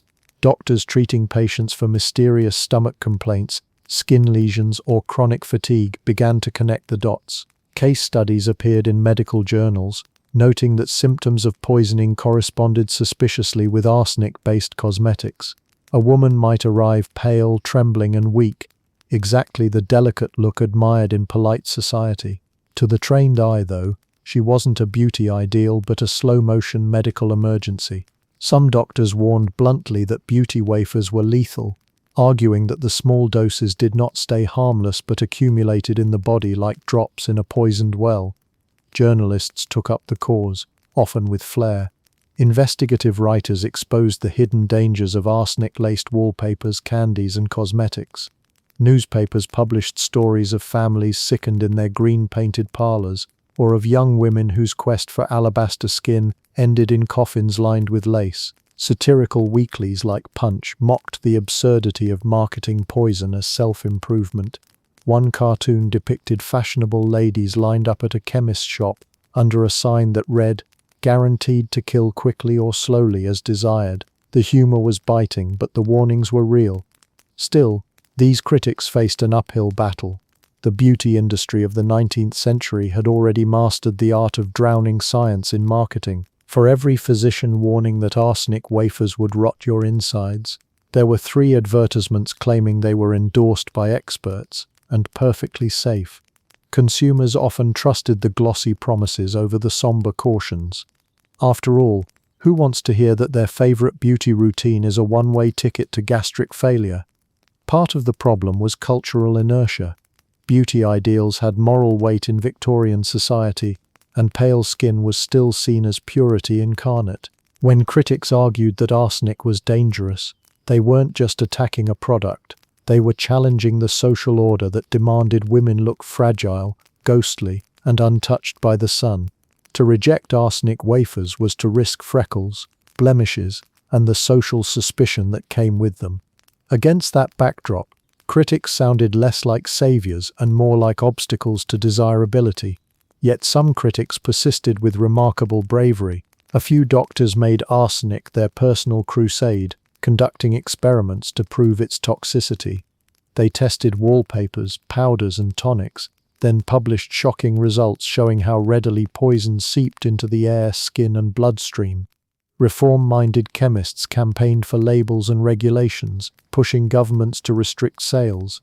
Journalists wrote exposés linking sudden deaths to everyday arsenic exposure. Slowly they carved cracks into the wall of public denial. There was also a moral dimension. Religious and social reformers seized on the arsenic craze as evidence of vanity run amok. To them, women literally dying for beauty symbolized the decadence of modern society.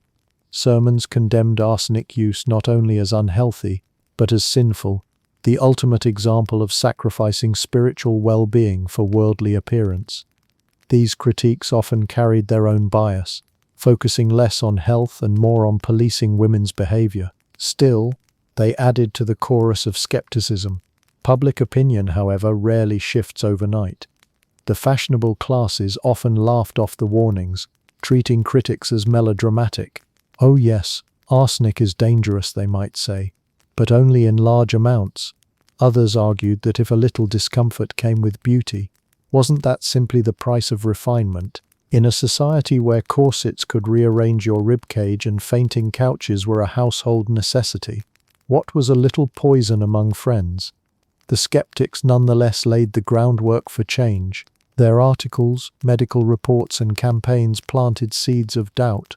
By the late 19th century, when consumer protection movements gained steam, arsenic products were among the first targets of reform. Laws restricting sales, coupled with growing scientific consensus, eventually helped push arsenic cosmetics and household items out of fashion. The critics hadn't been entirely ignored, they had simply been ahead of their time, shouting into the wind until the wind finally shifted. Looking back, it's easy to admire their persistence. Imagine being a lone physician at a medical society meeting, insisting that half the patients in town were ill because their parlor walls were bleeding poison into the air, while colleagues rolled their eyes and declared it a fashionable nuisance. Or picture a journalist inking yet another story about the dangers of arsenic wafers, knowing most readers would skip it in favor of the advertisement promising miraculous skin. These critics weren't glamorous, but they were relentless. They were, in every sense, the buzzkills at the world's deadliest beauty party. While society danced in emerald gowns and powdered its face with toxins, they stood in the corner muttering, "This will end badly," and of course it did. When the government finally decides to regulate your beauty routine, it's usually a sign that things have gone terribly wrong. The Victorian arsenic craze had reached such absurd heights that officials, doctors, and consumer advocates eventually agreed society could not keep nibbling wafers of rat poison and calling it refinement. When the government has to step in and say, "Please stop eating rat poison," you know things got out of hand. For much of the 19th century, arsenic was sold freely with barely a raised eyebrow. Chemists stocked it in open jars. Grocers might keep it near flour or sugar, and housewives could buy it by the ounce for everything from rat control to laundry. The lack of oversight reflected an older world where household substances, even deadly ones, were considered matters of personal responsibility. If you accidentally poisoned yourself, well, that was between you and the undertaker. But the very ubiquity of arsenic made it impossible to ignore its dangers. Poisoning cases filled newspapers, whether accidental or deliberate. Children died from sweets dyed with arsenic. Workers collapsed in factories handling pigments, and families mysteriously wasted away in brilliantly papered parlors. Add to that the steady drip of reports about arsenic-laced cosmetics, and the calls for reform grew louder. The turning point came when critics realized arsenic wasn't just a personal hazard, it was a public health crisis. Britain led some of the earliest attempts to regulate arsenic. The Arsenic Act of 1851 required sellers to keep records of arsenic sales, marking it as a substance of concern. Customers had to sign registers, and the poison had to be colored with soot or indigo to prevent confusion with harmless powders like sugar or flour. The law was primarily aimed at curbing deliberate poisonings.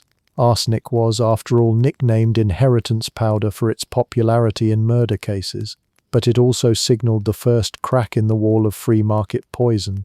The act didn't specifically target cosmetics or fashion, though. Women could still buy complexion wafers and powders containing arsenic, so long as they were marketed as refined or safe. Regulators were reluctant to police beauty directly, perhaps out of fear of meddling too closely with private life, or perhaps because the industry's profits spoke louder than warnings. Still, the existence of arsenic sales registers gave doctors and coroners a new tool. They could trace poison back to chemists, linking sudden deaths to actual purchases. It became harder for manufacturers and consumers alike to plead ignorance. Other nations followed with their own patchwork regulations. In France, public scandals over deaths linked to arsenic dyes in textiles prompted government inquiries. Germany began restricting the use of Scheele's green in wallpapers and toys after reports of child fatalities. Even in the United States, where consumer protections lagged, local authorities occasionally stepped in when poisonings became too public to ignore. But enforcement was inconsistent, and arsenic continued to slip easily into the cracks of everyday life. Cosmetics proved especially thorny. Because they were marketed as beauty aids rather than medicines, they often escaped the stricter rules applied to pharmaceuticals. This loophole allowed companies to continue selling arsenic wafers under the guise of harmless enhancement. Even as doctors condemned them in journals, advertisements still appeared in magazines, promising alabaster complexions to women who ignored the naysayers. Laws moved slowly, while fashion moved fast. By the later decades of the century, reformers were demanding stronger consumer protections. The rise of public health as a discipline gave reformers new leverage.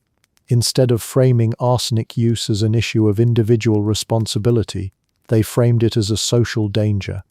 If wallpapers, fabrics, and cosmetics could poison not just individuals but entire households, then it became a matter of national health. This shift in perspective laid the groundwork for broader regulation in the 20th century. When governments finally began systematically testing and banning dangerous substances, satirists had a field day with the slow progress. Cartoons mocked the idea that arsenic could be so freely sold, while lawmakers debated minor details. How many ounces must a woman swallow before it counts as a crime? One parody quipped. The delay wasn't entirely bureaucratic incompetence. Arsenic had profitable champions in the chemical and fashion industries. For every reformer arguing that women were suffering, there was a businessman insisting his dyes were perfectly safe and much too profitable to lose. Yet progress, however halting, did come. By the end of the century, restrictions on toxic pigments tightened, and safer alternatives gained ground. Arsenic still lingered in some cosmetics and tonics, but it was increasingly stigmatized, associated with quackery rather than refinement. Regulatory momentum carried into the 20th century, when consumer protection laws finally forced the beauty industry to submit to testing, labeling, and bans on dangerous ingredients. The story of arsenic regulation is less about swift justice than about the slow, grinding recognition that beauty could no longer be allowed to kill unchecked. It took decades of deaths, scandals, and exposés to push governments into action. And even then, the measures often targeted the most egregious uses: lurid wallpapers, poisonous candies, while leaving the subtle poisons of cosmetics to linger for years. Looking back, it's hard not to marvel at how long it took for common sense to prevail. The fact that governments had to pass laws reminding people not to consume poison as part of their daily routine speaks volumes about the power of fashion and marketing. Yet it also marks a turning point, the beginning of modern consumer safety, born not from foresight but from catastrophe. When the government has to step in and say, "Please stop eating rat poison," you know things got out of hand. But at least by the end of the century, society began to inch away from its deadly affair with arsenic, even if the breakup was messy and overdue. The Victorian arsenic craze was never just about fashion, wallpaper, or wafers. It was about lives cut short in the relentless pursuit of an impossible ideal.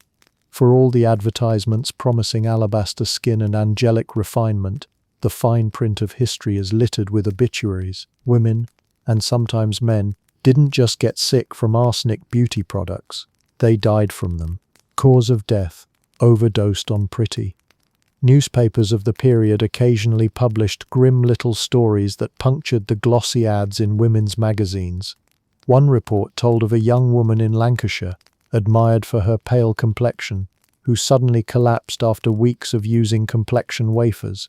The coroner found her stomach lined with poison. In another case, a Parisian courtesan celebrated for her flawless skin became violently ill and died within days. Friends whispered that her arsenic routine had finally caught up with her. These stories weren't anomalies. They were the inevitable outcome of a beauty culture built on poison. The tragedies were compounded by how avoidable they were. Many women believed they were being cautious, sticking to recommended doses, carefully following instructions. Yet arsenic is treacherous. The difference between cosmetic dose and fatal dose is often just a fraction of a gram. A single extra wafer could tip the scales, and because the products weren't standardized, one batch might contain far more arsenic than another. You could swallow a wafer one day and feel fine, only to be killed by the next from the very same box. The deaths also revealed a cruel double standard. When wealthy women succumbed, their cases were sometimes noted in the press, framed as cautionary tales wrapped in irony. But working-class victims, servants, Factory girls or seamstresses who experimented with cheaper arsenic remedies rarely made headlines.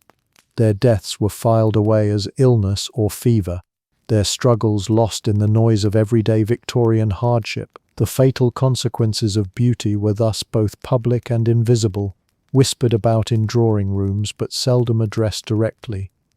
What made these deaths particularly grotesque was how often they mirrored the very looks society admired.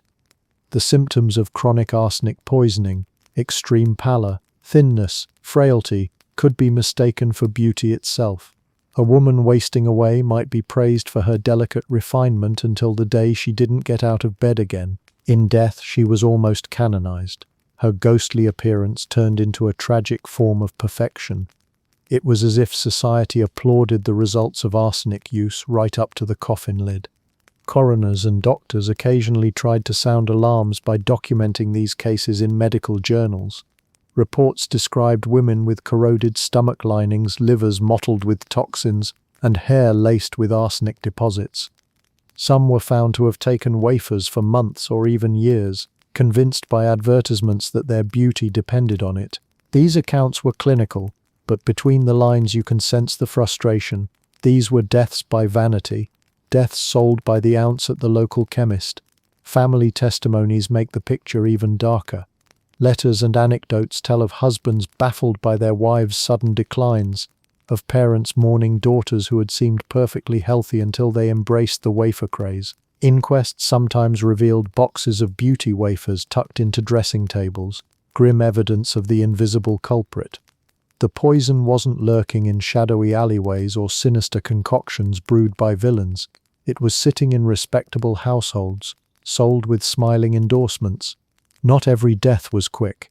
Some women lingered in long decline, their bodies slowly unraveling under the daily drip of arsenic. Chronic poisoning meant constant nausea, unrelenting weakness, hair falling in clumps, sores that refused to heal.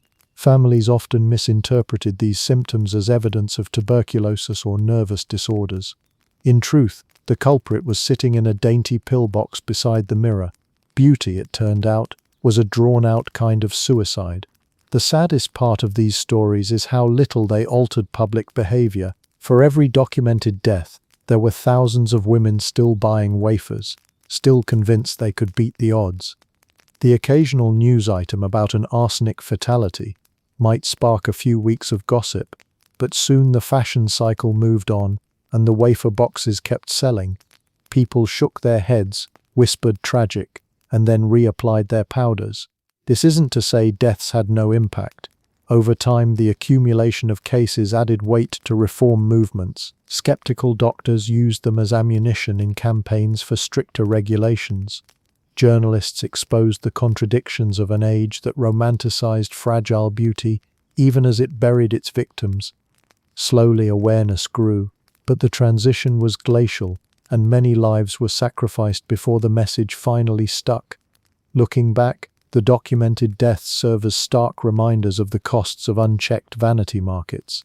Each coffin was a silent indictment of the society that told women they must risk everything for a paler face. Each obituary was a footnote in the toxic ledger of Victorian beauty culture. These women weren't foolish. They were trapped in a system that offered no safe path to social approval. Cause of death: overdosed on pretty. The Victorians might not have written it that way, but history makes it painfully clear. By the late 19th century, arsenic's lethal glamour began to lose its shine. After decades of wafers, tonics, and powders turning households into slow-motion crime scenes, women and chemists alike started looking for alternatives. A new wave of safer cosmetics crept into the market, offering familiar promises of flawless complexions without the daily gamble of organ failure. Rice powder, zinc creams, and other less murderous concoctions became the beauty world's new darlings. Rice powder, because killing yourself with poison was finally going out of fashion. The shift didn't happen overnight. Fashion is stubborn, and poisons die hard. But a combination of public scandals, medical warnings, and legal restrictions made consumers increasingly wary. Arsenic's reputation, once cloaked in science-sounding advertisements and glowing testimonials, began to tarnish. Even the most gullible customers had to wonder if vomiting blood was a fair trade for alabaster cheeks. The demand was still there. Women still wanted pale, even-toned complexions. But now the question was how to achieve it without joining the obituary pages. Enter rice powder. Imported from Asia and long used in various beauty traditions, it was soft, fine, and gentle on the skin. Unlike chalk, which cracked and flaked, or flour, which melted at the first hint of sweat, rice powder clung lightly and evenly. It gave wearers the fashionable matte finish without the risk of ingesting toxins. By the 1880s, rice powder had gone from an exotic curiosity to a staple in European and American vanity tables. It was cheap, accessible, and most importantly, non-lethal. A woman could dab her face before an evening ball, confident she wouldn't be carried out by the end of the night. Zinc oxide was another rising star, sometimes called zinc white. It had been used in paints before finding its way into cosmetics. Unlike arsenic, zinc oxide didn't burn through your stomach lining. It acted as a mild astringent, soothing irritated skin. Zinc-based creams promised to reduce redness, calm breakouts, and brighten complexions, all without killing the user. Doctors were more comfortable recommending zinc products, and women welcomed a solution that didn't double as rodenticide. Other natural substitutes also joined the mix. Pearl powders, ground finely from oyster shells, gave skin a faint shimmer prized by wealthier customers. Violet powders, scented and tinted, added a luxurious touch. Even talc, mined and processed into fine dust, became a go-to, particularly for mattifying oily skin. None of these were entirely free of risk. Talc, for example, carried its own problems later discovered in the 20th century. But compared to arsenic, they looked like miracles of restraint. The marketing shifted along with the ingredients. Instead of boasting about scientific arsenic preparations, ads for rice or zinc products emphasized gentleness, naturalness, and safety. This was a clever rebrand. Beauty was still an obligation, but now it could be pursued without constant anxiety. Powder boxes featured floral designs, pastel colors, and slogans about purity rather than death-defying glamour. The shift in tone made the act of powdering one's face less like flirting with mortality and more like indulging in a genteel ritual. This wasn't just chemistry at work, it was culture evolving.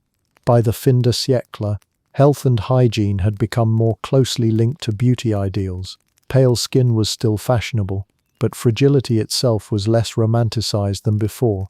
The consumptive arsenic-tinged look of earlier decades gave way to a cleaner, more healthy appearance. Women could aspire to refinement without necessarily appearing as though they were already halfway embalmed. The beauty market adapted accordingly, pushing products that promised freshness instead of fainting spells. Interestingly, the safer cosmetics also widened accessibility. While arsenic wafers had been marketed toward wealthier women, their cost and the associated risks making them aspirational luxuries, rice powder was affordable and could be bought at ordinary chemists or even general stores. This democratization of beauty meant working-class women could participate in fashion trends without risking an early grave.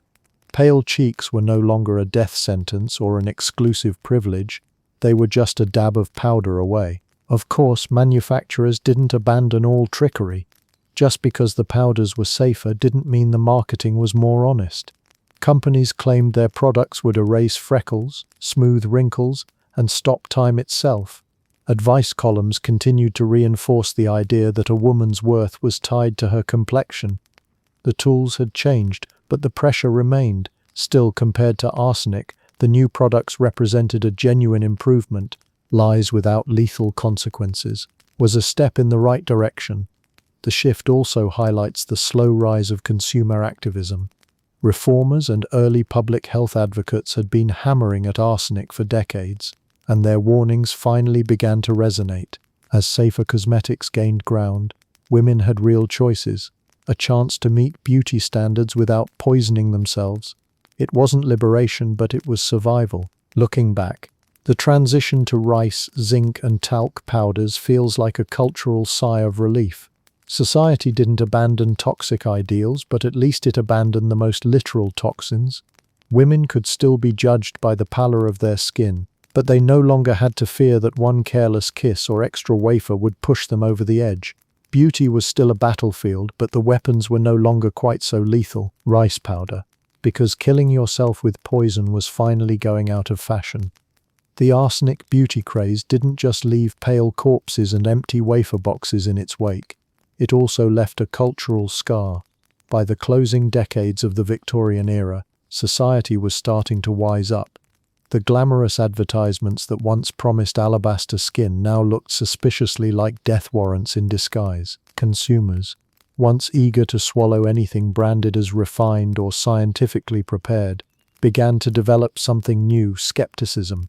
Victorians discovered the hard way that if it sounds too good to be true, it's probably arsenic. This shift was not immediate.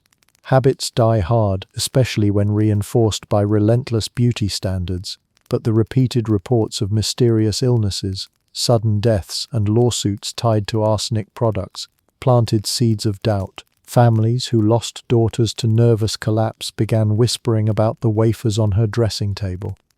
Factory workers suffering sores and coughs traced their ailments back to the green dyes they handled, and journalists, emboldened by sensational headlines, connected the dots in ways the public could no longer ignore. The fallout reshaped the relationship between consumers and the burgeoning cosmetics industry. Where once the public greeted every new product with wide-eyed faith, a creeping suspicion took root. People began asking questions. What exactly is in this powder? Why does this tonic make me sicker after 2 weeks? Should beauty really come with stomach cramps and bald patches? This dawning skepticism wasn't just about arsenic, it spilled over into other miracle cures and cosmetics as well. Snake oil salesmen suddenly faced sharper eyes and tougher critics. Women's magazines, too, were caught in the fallout. For years they had promoted arsenic-laced beauty products as though they were household essentials. But as deaths and scandals mounted, readers began to see such endorsements less as guidance and more as betrayal.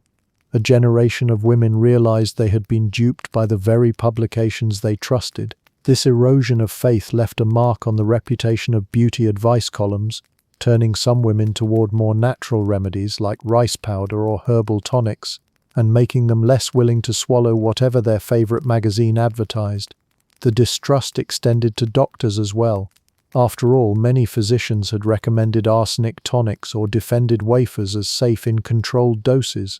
As more evidence of harm emerged, the medical establishment's authority took a dent. Critics accused doctors of being too cozy with manufacturers, or worse, complicit in the slow poisoning of their patients. The idea that science and medicine were unerring guides suddenly seemed naive. Arsenic taught Victorians a painful lesson. Credentials did not guarantee safety, and doctor-approved might still mean deadly. Literature and satire played their part in shaping public perception. Novels began to use arsenic symbolically as a metaphor for deception, vanity, or corruption hidden beneath a glittering surface. Poets mocked the obsession with pale faces that came at the cost of health. Satirical illustrations showed ladies collapsing at balls or skeletons offering cosmetic jars labeled "guaranteed to beautify." The message was clear: society had gone too far, and arsenic had become shorthand for the absurdity of chasing beauty at any price. At the same time, the fallout contributed to the rise of regulation. Once enough people lost faith in miracle cures, lawmakers found it easier to justify stepping in. Consumer distrust became a form of pressure, nudging governments towards standards, testing, and oversight. The arsenic fiasco helped set the stage for later consumer protection laws in the early 20th century. In this way, distrust, once a source of embarrassment, transformed into a foundation for reform. But perhaps the most profound cultural consequence was psychological. Arsenic shattered the illusion that beauty products were harmless indulgences. Victorian women, already burdened with impossible standards, now had to grapple with the possibility that the very tools they relied on were traps. The dressing table became a site of anxiety as much as hope. Each jar or wafer represented not only the promise of admiration but also the shadow of sickness. That tension never fully disappeared. Even today, echoes remain in the suspicion with which consumers sometimes view modern cosmetics and miracle products. Importantly, the fallout didn't end beauty culture, far from it. If anything, it forced the industry to evolve.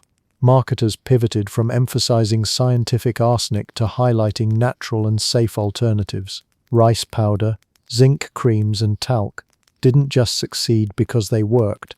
They succeeded because they didn't carry arsenic's baggage. The distrust that arsenic created became a selling point for its replacements. Safe was suddenly marketable because arsenic had made danger all too real. In hindsight, the cultural fallout of arsenic reveals a society slowly maturing in its relationship to consumerism. The Victorian era began with a wide-eyed faith in progress. If science said a pill could make you beautiful, why not take it? By the end of the century, the same society had grown more cautious, more cynical, and more demanding of proof. That shift was bought at a steep price. Coffins filled with victims of fashion, but it laid the groundwork for a more skeptical age. Arsenic's legacy, then, isn't just pale faces and ruined organs. It's the skepticism that grew in its wake, the cultural memory that beauty could kill, and the faint but persistent voice whispering, "If it sounds too good to be true, it probably is." The Victorians had to learn that lesson the hard way. The arsenic beauty craze may have faded into history, but its fingerprints are still smudged across the face of modern beauty culture. What began as an obsession with wafers, powders, and creams laced with poison left behind more than just tragic obituaries and sensational newspaper stories. It reshaped how people thought about cosmetics, how governments approached consumer safety, and how future generations balanced desire with distrust. Thanks to them, we now ask if things are tested for safety. Back then, testing meant waiting to see who keeled over first. One of the clearest legacies was the permanent shift in consumer attitudes. Before the arsenic scandals, many Victorians greeted miracle products with uncritical enthusiasm. If a box of wafers claimed it could erase freckles, who was to argue? But once consumers saw friends and family members wasting away from their beauty routines, blind trust cracked. By the end of the century, women no longer asked only, "Will this make me prettier?" They began asking, "Will this kill me?" That question, once grimly rhetorical, became a central feature of the emerging beauty industry. Reassurance of safety. This distrust forced marketers to pivot. The next wave of cosmetic advertisements emphasized gentleness, purity, and natural ingredients. Rice powder, zinc oxide, and talc weren't just sold as effective alternatives. They were explicitly positioned as safe. Words like harmless and non-poisonous began appearing in product copy, which tells you just how seared arsenic was into public memory. The ghost of poisoned beauty haunted every new jar and compact. Consumers wanted pale skin, but not at the price of organ failure. On a larger scale, arsenic shaped the development of consumer protection itself. Governments that had once left people to their own devices started realizing that maybe, just maybe, it wasn't wise to let citizens snack on rat poison for beauty. Early regulations like Britain's Arsenic Act, 1851, began by targeting intentional poisonings, but the mounting evidence of accidental deaths from cosmetics and wallpapers expanded the conversation. By the early 20th century, arsenic was a case study in why product testing and labeling mattered. You could argue that modern safety standards, ingredient lists, lab tests, even FDA oversight, are in part the grandchildren of those Victorian deaths. The cultural memory of arsenic also influenced beauty ideals themselves. While pallor remained fashionable well into the 20th century, the fetish for deathly fragility lost some of its shine. By the Edwardian period, healthy looks were increasingly prized. Women wanted to look refined, yes, but not consumptive, a complexion that suggested vitality. Still pale, but with a hint of life, began to edge out the ghostly pallor of the arsenic age. It was as though society had collectively decided we still want women to look delicate, but maybe not like they've already paid the undertaker. The arsenic craze also etched itself into the darker corners of cultural imagination. Poison became shorthand for deceptive beauty. Literature of the late 19th and early 20th centuries often depicted beautiful women as dangerous, their allure masking corruption or toxicity. The femme fatale archetype, already popular, took on an extra layer of menace in the arsenic aftermath. The idea that a kiss or a touch might literally kill. Even when arsenic vanished from powder jars, its metaphorical shadow lingered, coloring the way people thought about beauty as both enchanting and perilous. Psychologically, the legacy was one of suspicion. Every new miracle product that emerged after arsenic carried with it echoes of the past. If a tonic promised to erase wrinkles or a cream claimed to make freckles vanish overnight, critics would ask, what's really in it? This skepticism was healthy, but it also left consumers caught in a loop of longing and fear. They still wanted transformation, but arsenic had taught them that transformation might come with a hidden price tag. That ambivalence has never really gone away. The episode also revealed something unsettling about human priorities. The fact that thousands willingly consumed poison for beauty, even when aware of the risks, underscored just how powerful cultural ideals can be. Arsenic's legacy isn't just regulatory reform or product innovation. It's a warning about what happens when beauty becomes a moral and social obligation. The Victorians weren't fools. They were desperate participants in a system that equated pale skin with purity, status, and virtue. That desperation was strong enough to silence reason, and history's lesson is that it can happen again with different poisons.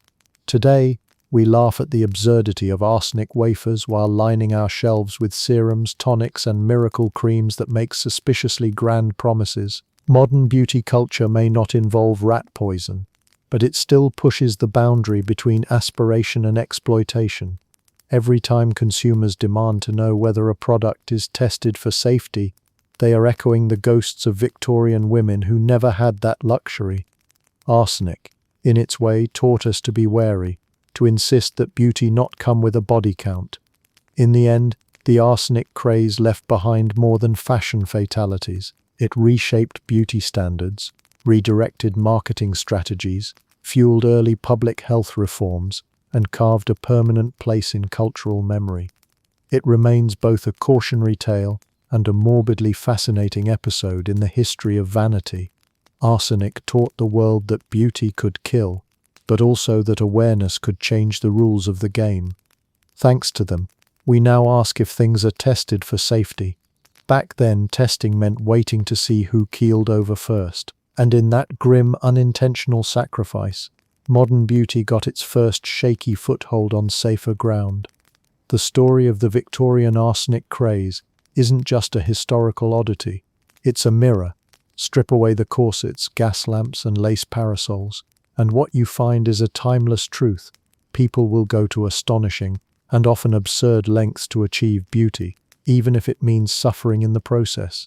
Victorians ate arsenic to look pretty. Today, we just drink kale smoothies that taste like lawn clippings. Progress. The parallels to modern beauty culture are almost too on the nose. 19th century women swallowed wafers laced with poison because they were told pale skin meant purity, refinement, and social success. 21st century consumers buy miracle serums promising to erase wrinkles, diet teas that double as laxatives, or inject neurotoxins into their faces to smooth out imperfections. The packaging is different, the science more polished, but the basic psychology is unchanged. Beauty sells, no matter the cost. Consider the detox industry. Victorians had their arsenic tonics. We have cleansing juices and skinny teas. Both operate on the same premise. Your body is flawed, dirty, or out of balance, and a product will fix it quickly.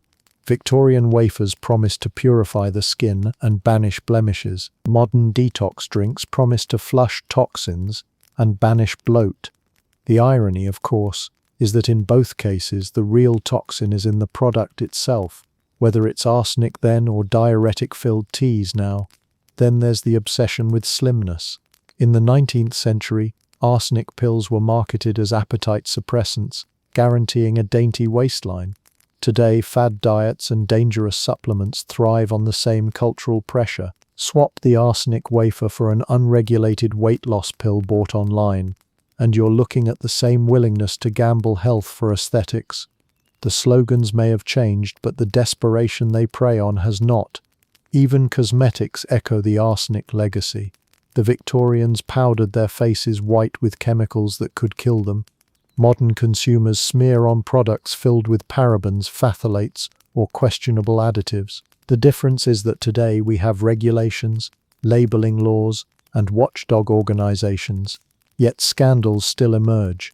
Every decade brings a new headline about a beauty product found to contain mercury, lead, or other harmful substances. The question we keep asking, is it safe, is the same one Victorians should have asked but didn't. What does all this say about us? It suggests that vanity is less about a particular era's fashions than about a persistent human vulnerability.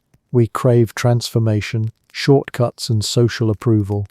We are willing to suspend disbelief, sometimes common sense, if the promise of beauty feels close enough to grasp. In Victorian drawing rooms, that meant wafers and powders. In modern bathrooms, it means creams, injectables, and Instagram-filtered expectations. The packaging evolves, but the psychology remains remarkably durable. And while it's easy to mock Victorians for munching poison to look angelic, their choices were shaped by the same forces that shape ours. Impossible ideals, reinforced by advertising, peer pressure, and cultural narratives that link appearance to moral worth. They weren't stupid, they were trapped.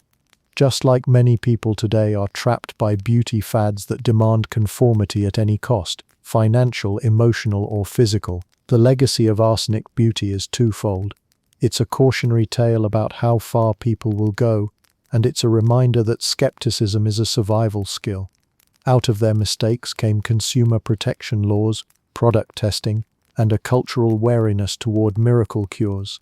But the cycle of hope and harm still plays out in new forms. Each time a product promises overnight results or natural perfection, you can hear the faint echo of an arsenic wafer rattling in its box. So yes, the Victorians ate poison for pallor, and we gag down kale smoothies, smear snail slime on our faces, and chase youth with syringes of Botox. Maybe that's progress. At least today, the worst that most beauty fads will do is drain your wallet or your taste buds, not your vital organs. But the underlying lesson remains: beauty is never free. Someone, somewhere, always pays the price. Victorians ate arsenic to look pretty. Today, we just drink kale smoothies that taste like lawn clippings. Progress? Maybe. But the real progress will come when we learn to stop mistaking suffering for beauty. Whether it's a powdered wafer in 1855 or a green sludge in 2025,